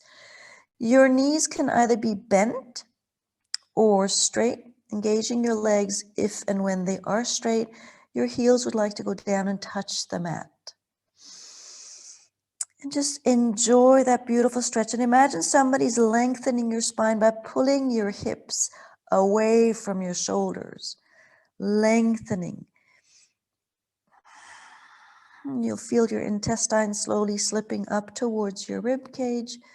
This is a beautiful relaxation and resting pose. For those of you who have your heels on the ground, on the next inhale, raise those toes off the mat. You'll feel the shin muscles activating. Keep breathing, and then on the next exhale, lower those toes down. On the next inhale, let's just lift our feet onto the toes, keeping your chest close to those thighs, trying to get those sit bones even closer up towards the ceiling. And exhale, lower those heels down. Engaging your quads. On the next inhale, look forward and slowly, by rounding your upper back, move forward into a plank. No adjustment should be needed. Come onto the toes, pulling your shoulders away from your ears. Your core is engaged, and pull those heels away from your body. So you'll feel your legs engaging as well. You're gazing down towards the mat. Press all 10 fingertips firmly in, or fingers firmly into the mat. So the weight is evenly distributed across your 10 fingers and your 10 toes. On the next exhale, we're going to use our core muscles to pull ourselves back into downward facing dog. Walk you through the adjustment again. Your fingers are splayed, your hands are shoulder width apart. Your upper arms are rotated out, your shoulders are square, and your shoulder blades are pulling down towards your sit bones. Your sit bones want to get a glimpse of the ceiling. Your legs are engaged. Your knees can either be straight or bent. I'll leave that up to you. Heels would like to go and touch the mat. Gaze goes to your thighs or your belly button. On the next inhale, look forward again. Move forward into plank. Imagine you're a wave. You're undulating when you're coming forward. Exhale, move back into downward facing dog. Inhale, move forward into plank. And back last time into downward facing dog. On the next inhale, look forward and slowly walk towards your hands. And just allow your upper body to fold forward. You can either have your legs straight or bend your knees. I'll leave that up to you. I'd like you to send your attention into the soles of your feet. So most of the time we're either more in our heels or on the outer edges, or maybe even on the inner edges. Very rarely are we weighty on our toes. So I'd like you to shift your weight back towards the heels and then shift it forward onto your toes. You can use your hands as security in case you're scared that you might fall forward. Then come back to center, shift your weight to the outer edges of your feet, slightly lifting your inner arches, and you'll feel that stretch in the outside of your legs all the way up into your hips. Then transfer the weight to the inner arches, lifting the outer edges of your mat, slightly getting knock-kneed. Your knees might touching, and you'll feel that stretch across your foot and the inside of your ankle. And then slowly lower the soles of your feet onto the ground. Stretch those legs, grab your elbows, and gently sway from side to side. You'll feel a slight twist in your lumbar spine. That is okay. Inhale, exhale, allow your head to drop further downward, closer to the mat, and then let go of your elbows. Bending your knees, gently roll up into a standing position. Tighten your lower abdominal muscles slightly to protect your lower back. Inhale, reach your hands up, pulling those shoulders all the way up towards your ears. And we're going to exhale, we're going to squat down. Hands are still straight and they go straight forward. Allow your head and gaze to drop down towards the mat, firmly rooting down through the soles of your feet. Inhale, let's come up again. Stretch your legs, stretch your body, and reach those shoulders up. Fingertips go all the way up towards the ceiling. Exhale, squat down again. Reaching your fingertips away from you, shoulders go away from your ears, gaze goes down towards the mat. One more time up, pushing firmly through the soles of your feet. Reach those shoulders away, all the way up towards your ears, and then on the exhale, pull them down towards the rest of your body, taking your hands in front of your heart center. Come to the front of the mat. We're going to flow through the sun salutation. You can either have your feet parallel or your big toes slightly touching and heels apart. Your quads are engaged, your pelvis is slightly tucked under, your belly is engaged. We inhale, reach your hands up, shoulders away from your ears. Exhale, forward fold. You can either have your legs straight or bent. I'll leave that up to you. Inhale, half lift, placing your hands onto your thighs, pulling your shoulders away from your ears. Try to get a 90-degree angle between your lower body and your upper body, not tilting backwards, having your glutes behind your heels. Gaze goes straight down. On the next exhale, place your hands onto the mat and step back into plank. If this is too strenuous, please drop your knees down onto the mat. We're going to drop our knees down, flatten those toes, bending those elbows, going down into Chaturanga. Keep those elbows really close to your ribs, like little wings. And then slide your entire body down onto that mat. On the next inhale, rotate your shoulders back and gently lift your upper body off the mat, gazing up towards the ceiling into Cobra. Tuck your toes under and keeping those elbows close to your ribs, press up over your knees and come into a downward facing dog. Walk that dog, taking your ankles, knees, and hips along, firmly pressing into the mat with your splayed fingers and palms of your hands. And then find some stillness. Give your head a shake and a nod. Reaching those sit bones up towards the ceiling, spreading those shoulder blades. Very good. Feel that stretch. Inhale, look forward, walk towards your hands. Come into a half lift. Hands are on your thighs, gaze down towards the mat so your neck is an elongation of your spine. Exhale, forward fold. And then inhale, slowly come on up into a standing position, pulling your shoulders away from your ears, hands come in front of your heart center. We're going to do a modification of that. We're going to inhale, reach your hands up.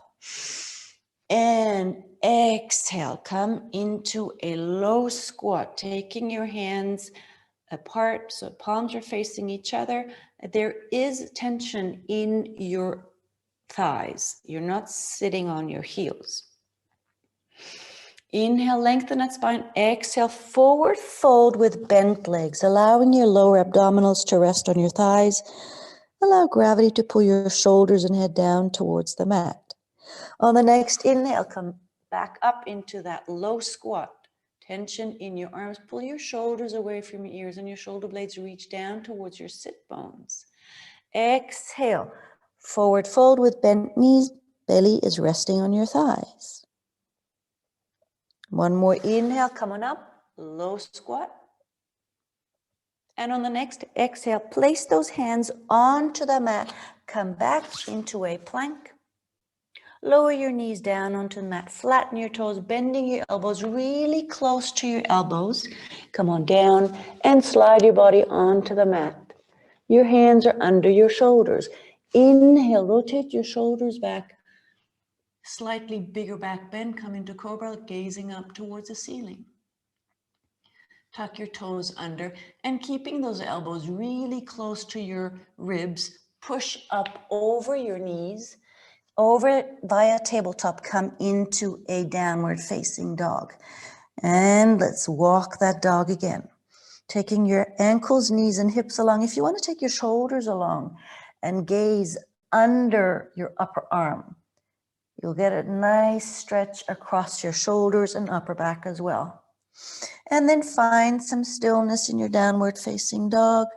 Inhale, look forward, step towards your hands and come into a half lift. Hands on thighs, shoulders away from your ears, gaze down towards the mat. Come down into that low squat again, hands reaching out, almost like a chair pose, shoulders pulling away from your ears.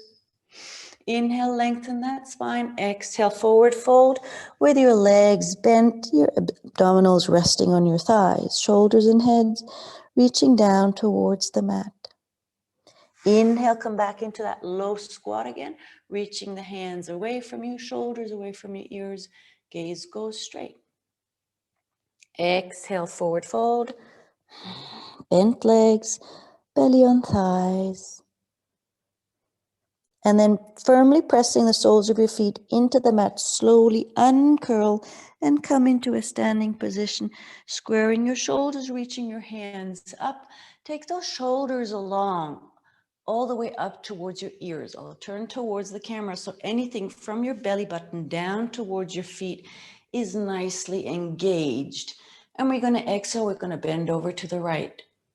Bending from your left hip, like similar to the situation we were in beginning of the class, feeling that stretch along your side bodies, into your armpits, along your upper arm. Inhale, come back to center. Reach those fingertips up and exhale, move over to the other side. Don't take your hip along. Keeping your hip nice and firm and stable. Just bend from your hip along the side body into your armpit and along your arm. Inhale, come back to center. Exhale, take your shoulders down. Take your hands in front of your heart center. Now come to a seated position onto your mat. Stretch those legs out. Going to do some more stretching of the hamstrings. I'll leave it up to you whether you want to have your feet hip distance apart or together. Just make sure that your legs are engaged, your feet are flexed, your toes are beautifully pulling back towards your body. And then let's move the fleshy soft bits away from our sit bones so that we can ground through our sit bones. We're going to inhale, we're going to reach up, lengthen past our side bodies. Pulling the belly button back towards the spine, we're going to start traveling forward with our sternum. Imagine somebody's pulling you forward towards your toes. We're going to reach our hands past our feet and then allow them to land on the mat. Inhale, lengthen that spine, pulling that belly button back, and then exhale, reach your sternum even further or closer to your toes. We want to allow the belly and the chest to travel down towards our legs. We're gazing towards our toes, and on the next inhale, stretch again. Exhale, allow that head to drop down towards your thighs, knees, or shins. If you feel there's still a bit more movement somewhere, on the inhale, lengthen that spine and walk those fingers past your toes, feeling that stretch along your arm and in your armpits and side bodies as well. And on the exhale, allow that upper body and head to travel even closer towards your legs. We're going to do one more. Inhale, lengthen, pulling that belly button back towards your spine so you get a bit more leverage there to bend, and exhale, allow that head to drop down further. On the next inhale, raise your gaze towards your toes and use your hands to gently and slowly walk back into a seated position. Very good. Now bend your legs. Take them closer towards you. Take your hands behind your body. We're going to go open the front side of the body now. Your thumbs are touching. Fingers are splayed. Inhale, open that chest. Rotate your shoulders back and then pressing firmly into your hands, lengthening your arms. Lift the pelvis off the mat. Reverse tabletop. Make sure that you're firmly pressing into the soles of your feet and into your palms. And if you want to, and you feel healthy enough in your neck, drop your head in between your shoulder blades. Still pressing those hip bones up towards the ceiling. If you don't feel comfortable in your neck like that, just gaze along the front side of your body. Make sure you're firmly pressing those feet and hands into the ground. You'll feel a stretch across the front side of your body, your chest, your anterior deltoids, the palms of your hands, and maybe even the entire length of your arm, depending on how hard you're pressing your palms into the ground. 2 more breaths here. And imagine you got a balloon in between your knees. Don't allow your knees to wander out. If you do, you'll feel pain in your lumbar spine, which we don't want to. 1 more deep inhale, open the front side of your body. And on the exhale, we're going to slowly lower the glutes down onto the ground. Maybe scoot our feet further away from our body, and then allow your upper body to round and rest on your thighs. And allow your head to travel down towards the mat. Shoulders are either resting on your knees or just slightly hovering above it. Just allow your entire upper body and arms and hands to relax. You might feel tingling in the palms of your hands and along your arms, but that is normal. Blood coursing through those veins. On the next inhale, slowly come on back. Move those hands behind your body, and we're going to straighten our legs, and we're going to go into a reverse plank. It doesn't sound scary. It's easy. Splaying your fingers, your thumbs are touching again. Inhale into your chest, opening your chest. Rotate your shoulders back, pressing firmly into your heels. Lift your legs and pelvis off the ground. Here as well again. If you feel comfortable, drop your head in between your shoulders. If not, gaze forward or alongside the front side of your body, firmly pressing into the palms of your hands. Lengthening those arms, try to raise your hips to such an extent that your toes can almost touch the mat. I'm going to stay here for another 2 breaths. With every inhale, try to raise the front side of your body further up and away from the mat. And one more inhale. And on the exhale, slowly lower down onto the mat. And just allow your upper body to surrender down towards your thighs. If you're sitting up and that's fine for you, that's good too. If you want to allow your head to travel down towards your shins, good. If you want to bend your legs, that's also good. Anything that alleviates any possible tension that you might have felt in your lumbar spine, just rest your head wherever it is resting now. Be chins, knees, or looking straight forward. You might feel a strain in your shoulders from all the activity just now. That is perfectly normal. On the next inhale, slowly use your hands to come back into a seated position, taking your feet so that the soles of your feet are facing each other. The distance between your heels and your groin is about the length of your upper body. What we're going to do is we're going to relax the thighs and hips as much as possible, and the top of our head is going to travel down to that small groove formed in between the soles of your feet. So inhale, grounding through your sit bones. Again, if you want to move the fleshy bits away, please do so. And then place your hands left and right of your feet and just allow yourself to start rounding from your tailbone, your lumbar, and then allowing that chest to travel down towards the mat. And if you want to look towards your feet and see where your head's going to land, then do so. If you are up here, and this is as much as you can bend, that is fine. If your head is lying in the groove, that is fine too. Keep checking in what feels right to your body today. And we're going to stay here for 5 breaths. The longer we are in a position, and the longer we can exhale, the softer the muscles become, the bigger the range of motion becomes. So let's be patient with a bit of tension here. Breathe into your hips and allow them to surrender.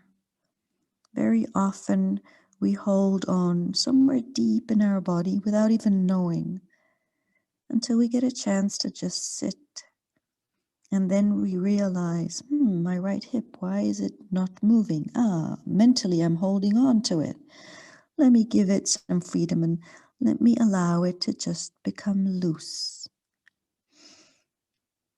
If you find any tension or any impingement anywhere, direct your attention there, and maybe you can find out what it is, what you're holding on to.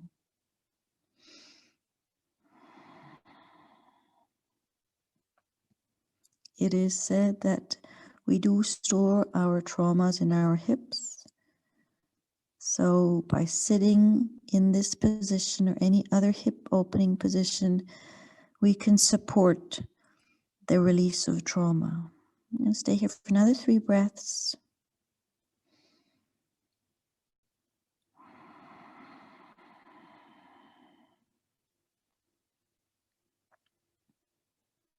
And 2.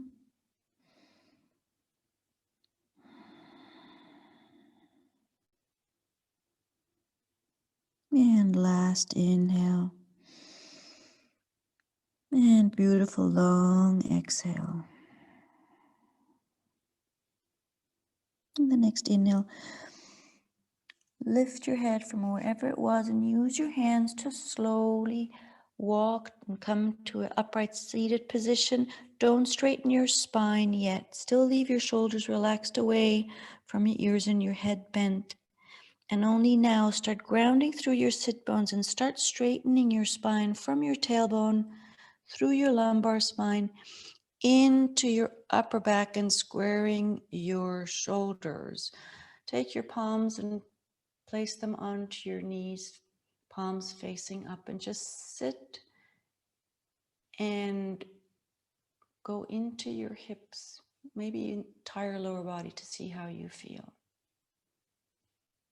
On the next inhale, use your hands to move your knees together and cross those knees. Place your hands behind your body and just sway them, those knees from side to side so that you can close those hip joints again. Inhale, uncross and recross those knees. Very good. Come to lie onto your back on your mat. We're going to go into bridge pose. Scoot your heels close enough to your glutes so that you can touch them with your fingertips. Your feet are hip distance apart. The big toes are facing each other.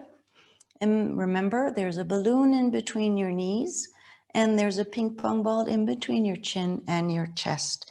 So you're squeezing that ball in between your chin and chest, and you'll feel your neck elongating, maybe even pressing into your mat. We're going to inhale, pressing firmly into the soles of our feet, and we're only going to tilt that pelvis up slightly. So basically, your pubic bone wants to come say hi to your nose. That's the kind of feeling you should get. You should get a nice stretch in your quads and along your psoas. And then slowly lower your glutes down onto the mat again. On the next inhale, we're going to lift those glutes off the ground again. We're going to move that lower back off the mat until about mid-back, still firmly pressing the soles of your feet into the mat. You're squeezing the balloon in between your knees, the ping pong ball in between the chin and your chest, and your hands are resting on the mat. And exhale, slowly lower down your spine onto the mat. Be gentle. Imagine it's a pearl necklace and you're lowering one pearl after the other onto the mat. And pay attention to your iliosacral joint. On the next inhale, we're going to come all the way up, lifting the entire back off the mat so you have the weight on your shoulders.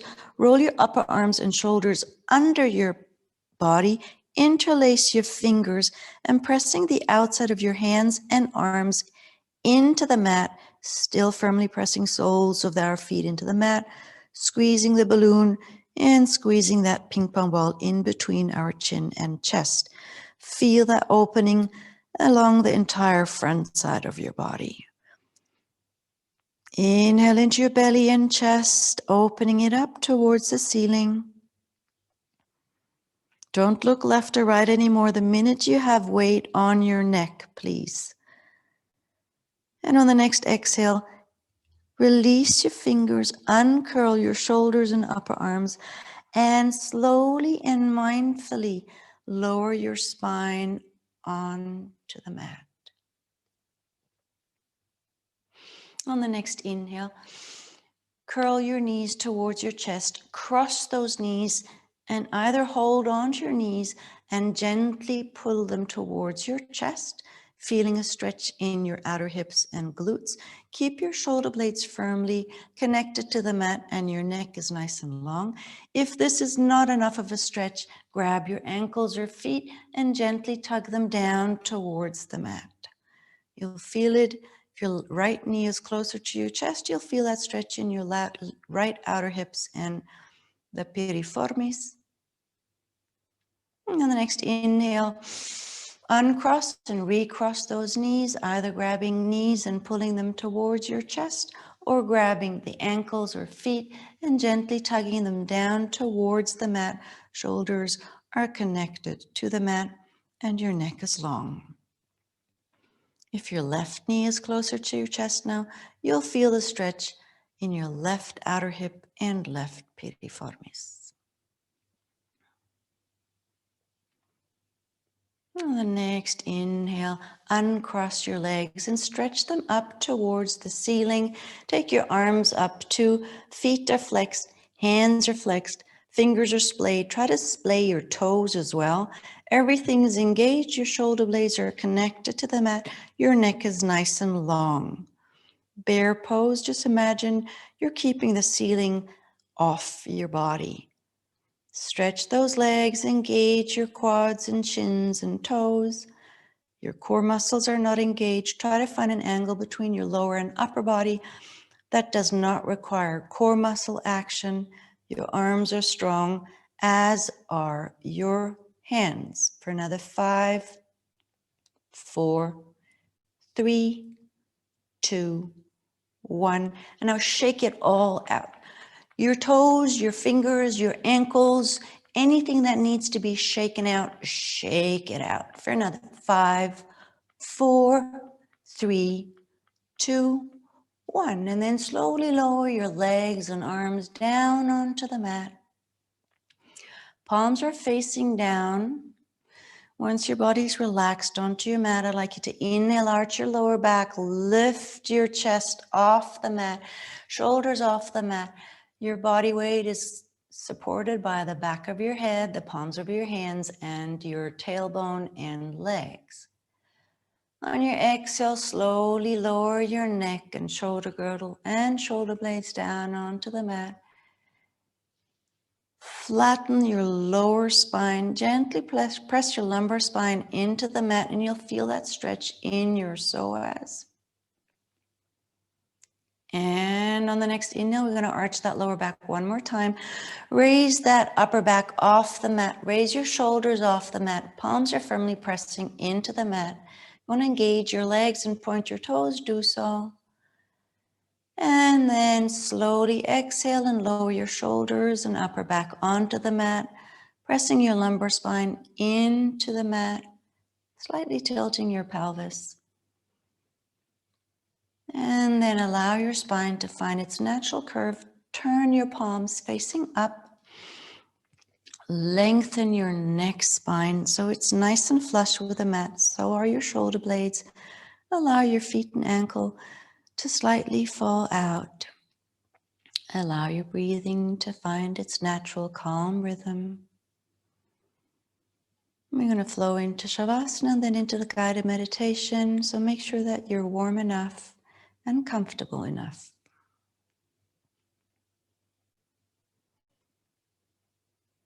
Your feet and ankles relax.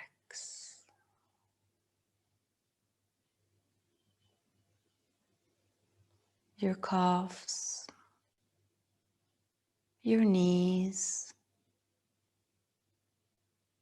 relax.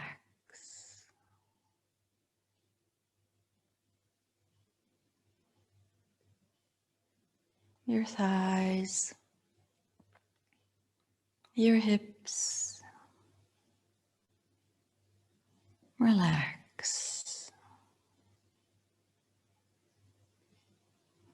Your lower back, your belly, relax.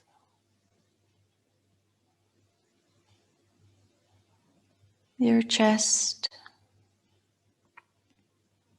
your shoulders, relax.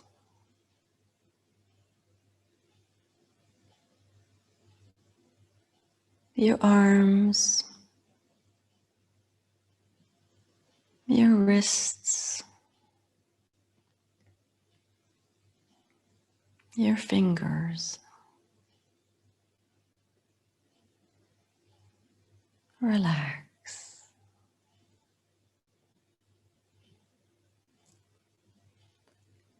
Your neck, the back of your head, relax.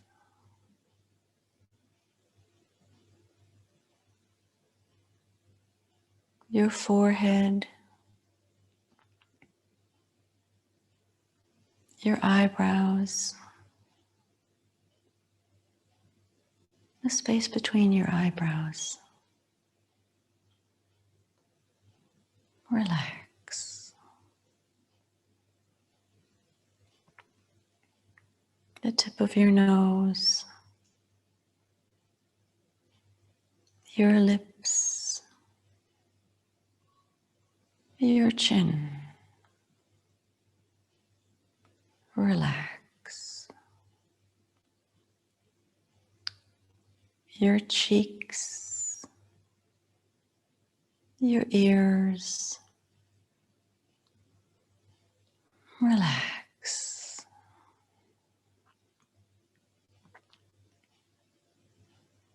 The entire backside of your body.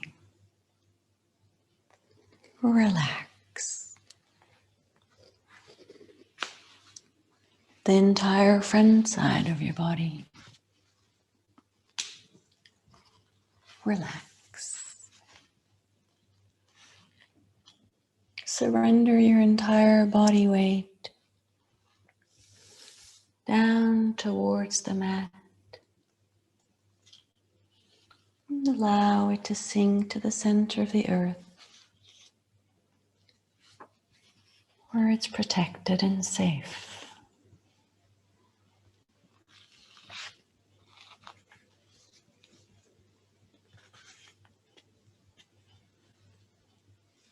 Allow your mind to empty what it no longer needs to hold on to.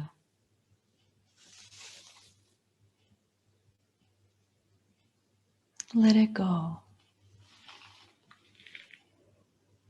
Let it flow out and away.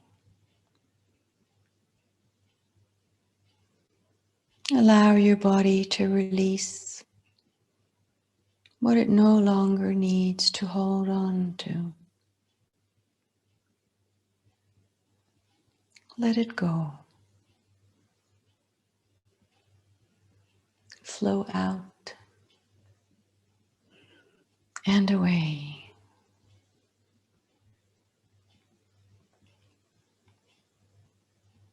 And draw yourself back from where you have been in your day.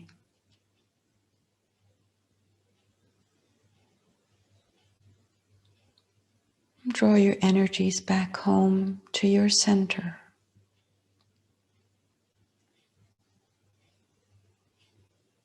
Grounding yourself in this moment. Here. Now.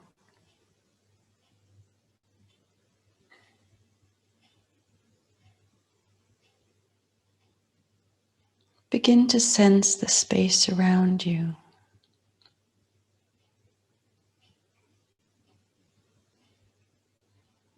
Breathe with the space.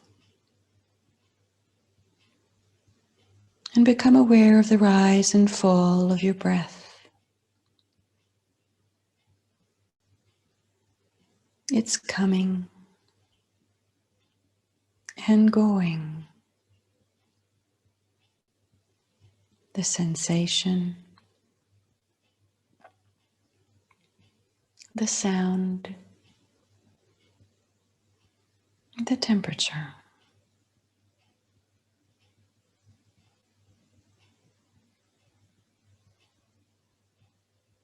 Breathe down to where the weight of your body rests,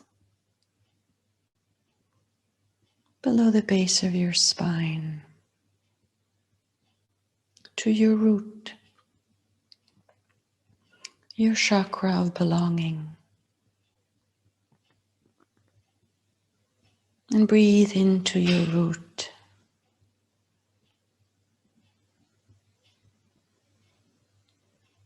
Let it soften and gently expand on your breath, taking in nourishment and life force energy.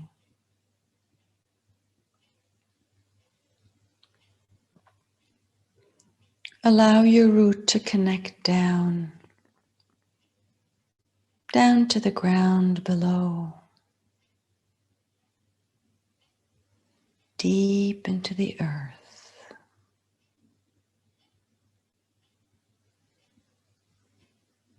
invite in the color red,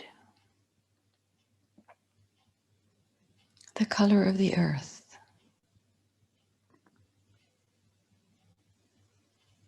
Bathe your root with red, empowering, embodying, grounding you in the here and now.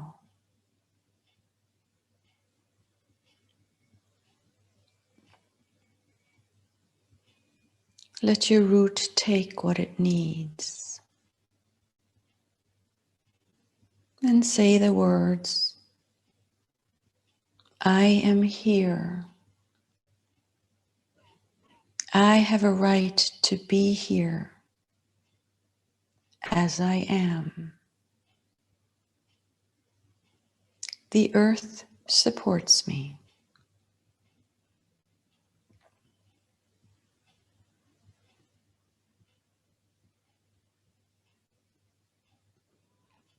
When you're ready, allow your awareness to move up to your belly, just below your navel, to your hara, your chakra of emotional intelligence, choice, creativity, movement, and pleasure. Breathe deeply into your hara and let it gently soften and expand on your breath.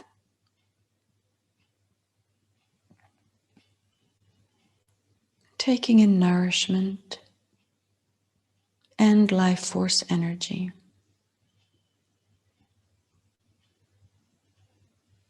Invite in the color orange, the color of the setting sun. Bathe your hara with orange, balancing, empowering, motivating.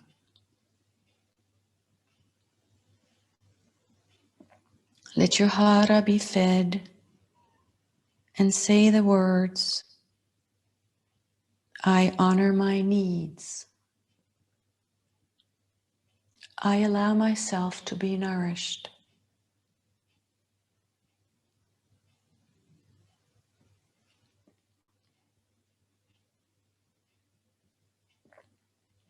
When you're ready, move your awareness up to the soft area just below your breastbone,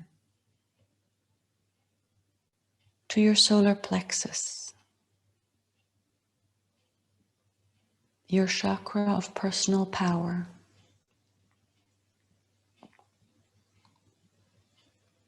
Breathe into here,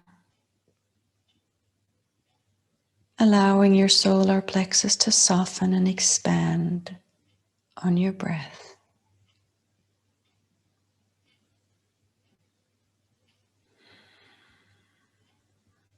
And invite in the color yellow, the color of sunshine.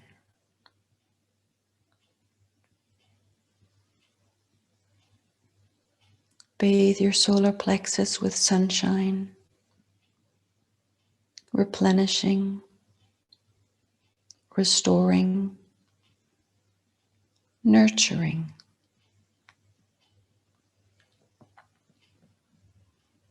Letting your solar plexus take what it needs as you say the words, I value myself. I am enough. I am more than enough. I am worth my weight in gold.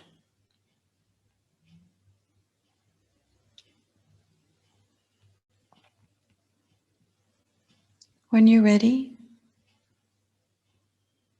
Bring your awareness up to the center of your chest, to your heart, your chakra of self-development and unconditional love.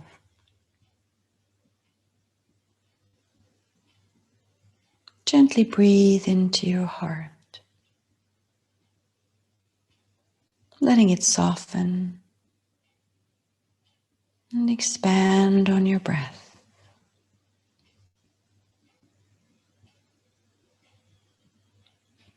Invite in the color green or rose pink, whichever feels right to you today.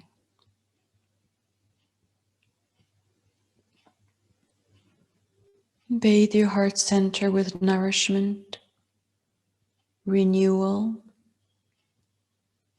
and healing.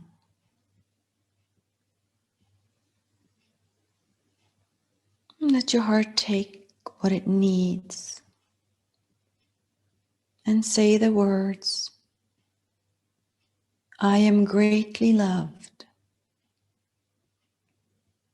I allow myself to give and receive love freely. I am nourished by the power of love.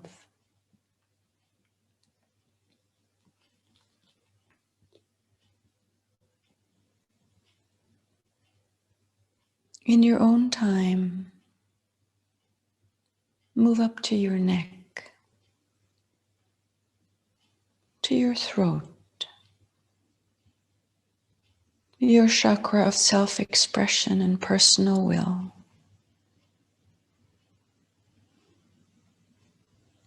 Allow your throat center to soften, expand, and breathe.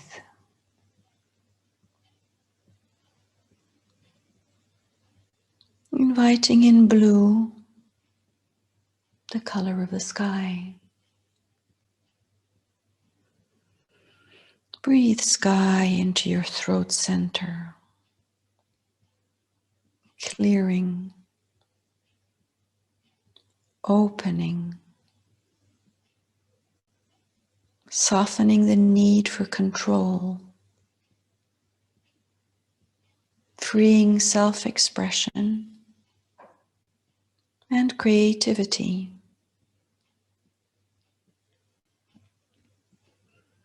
Let your throat take what it needs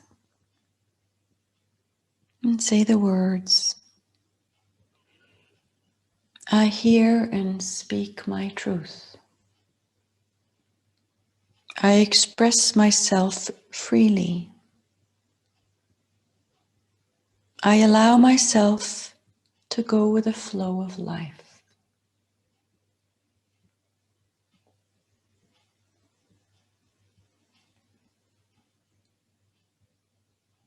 When you're ready, take your focus up to your forehead, the space between your eyebrows,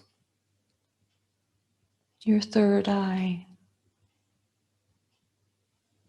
your chakra of wisdom and intuition, gently allowing it to soften, expand, and breathe.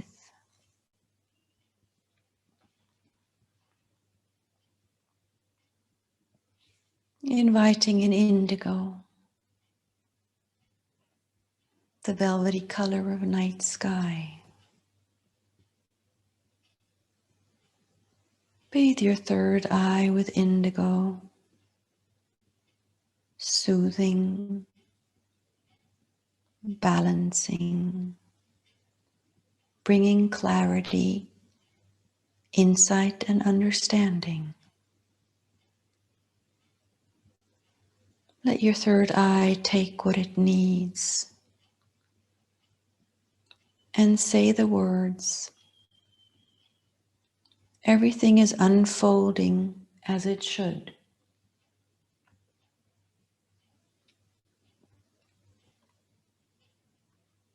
Moving up in your own time to the top of your head,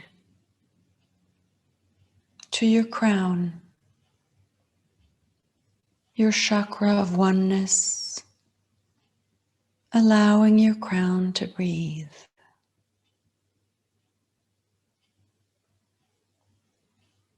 And gently invite in a light violet, softly bathing your crown, balancing, restoring, harmonizing. Let your crown take what it needs.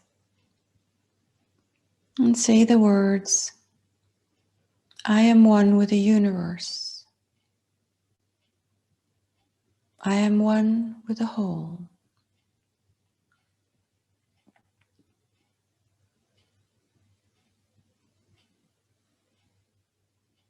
When you're ready, slowly come back to yourself as a whole.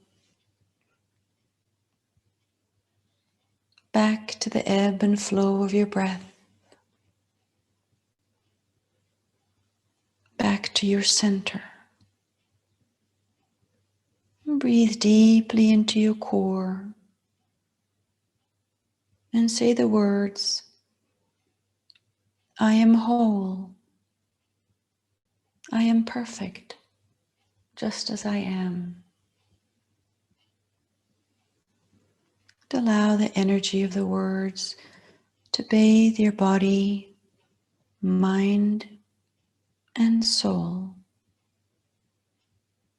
And take what you need.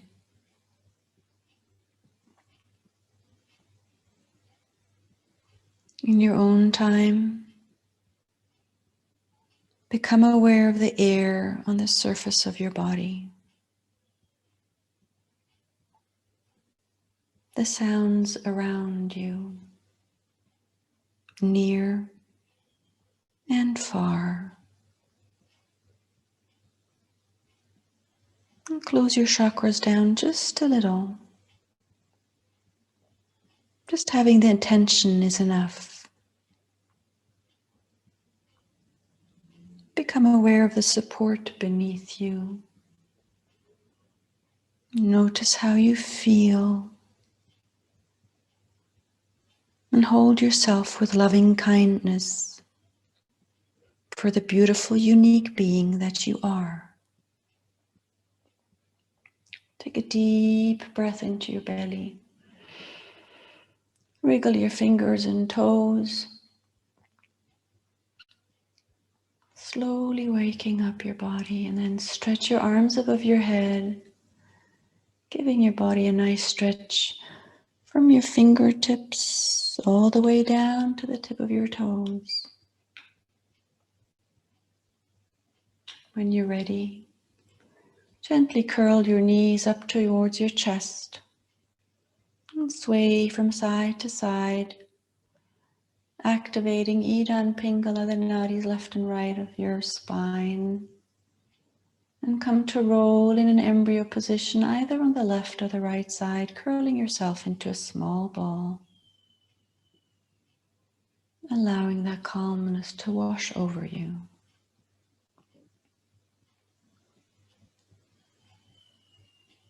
And when you're ready, come up to an upright seated position of your choice. Rooting down through your sit bones one last time. Lengthening that spine. Relaxing your shoulders away from your ears and relaxing your face. Palms are either on your knees or in your lap. Allow your attention to travel throughout your body. Should you find any dis-ease or discomfort, acknowledge it on your inhale and let it go on your exhale.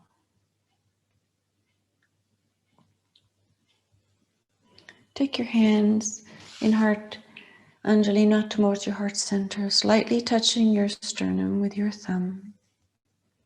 Lowering your forehead down towards your fingertips, recalling that mantra, dedication, affirmation, or wish from beginning of the class.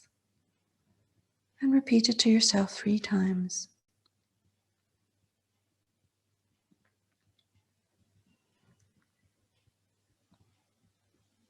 Moving your thumbs up towards your forehead. With gratitude and love, I realize who I am. Take your thumbs down to your heart center. With gratitude and love, I realize what I have.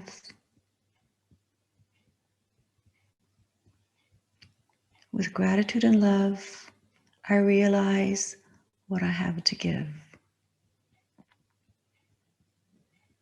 Allow that feeling to spread throughout your physical and emotional body, out into the world, into the universe, and allow it to touch as many people as you'd like it to touch today and the days to come. And slowly open your eyes. Thank you so much for joining me.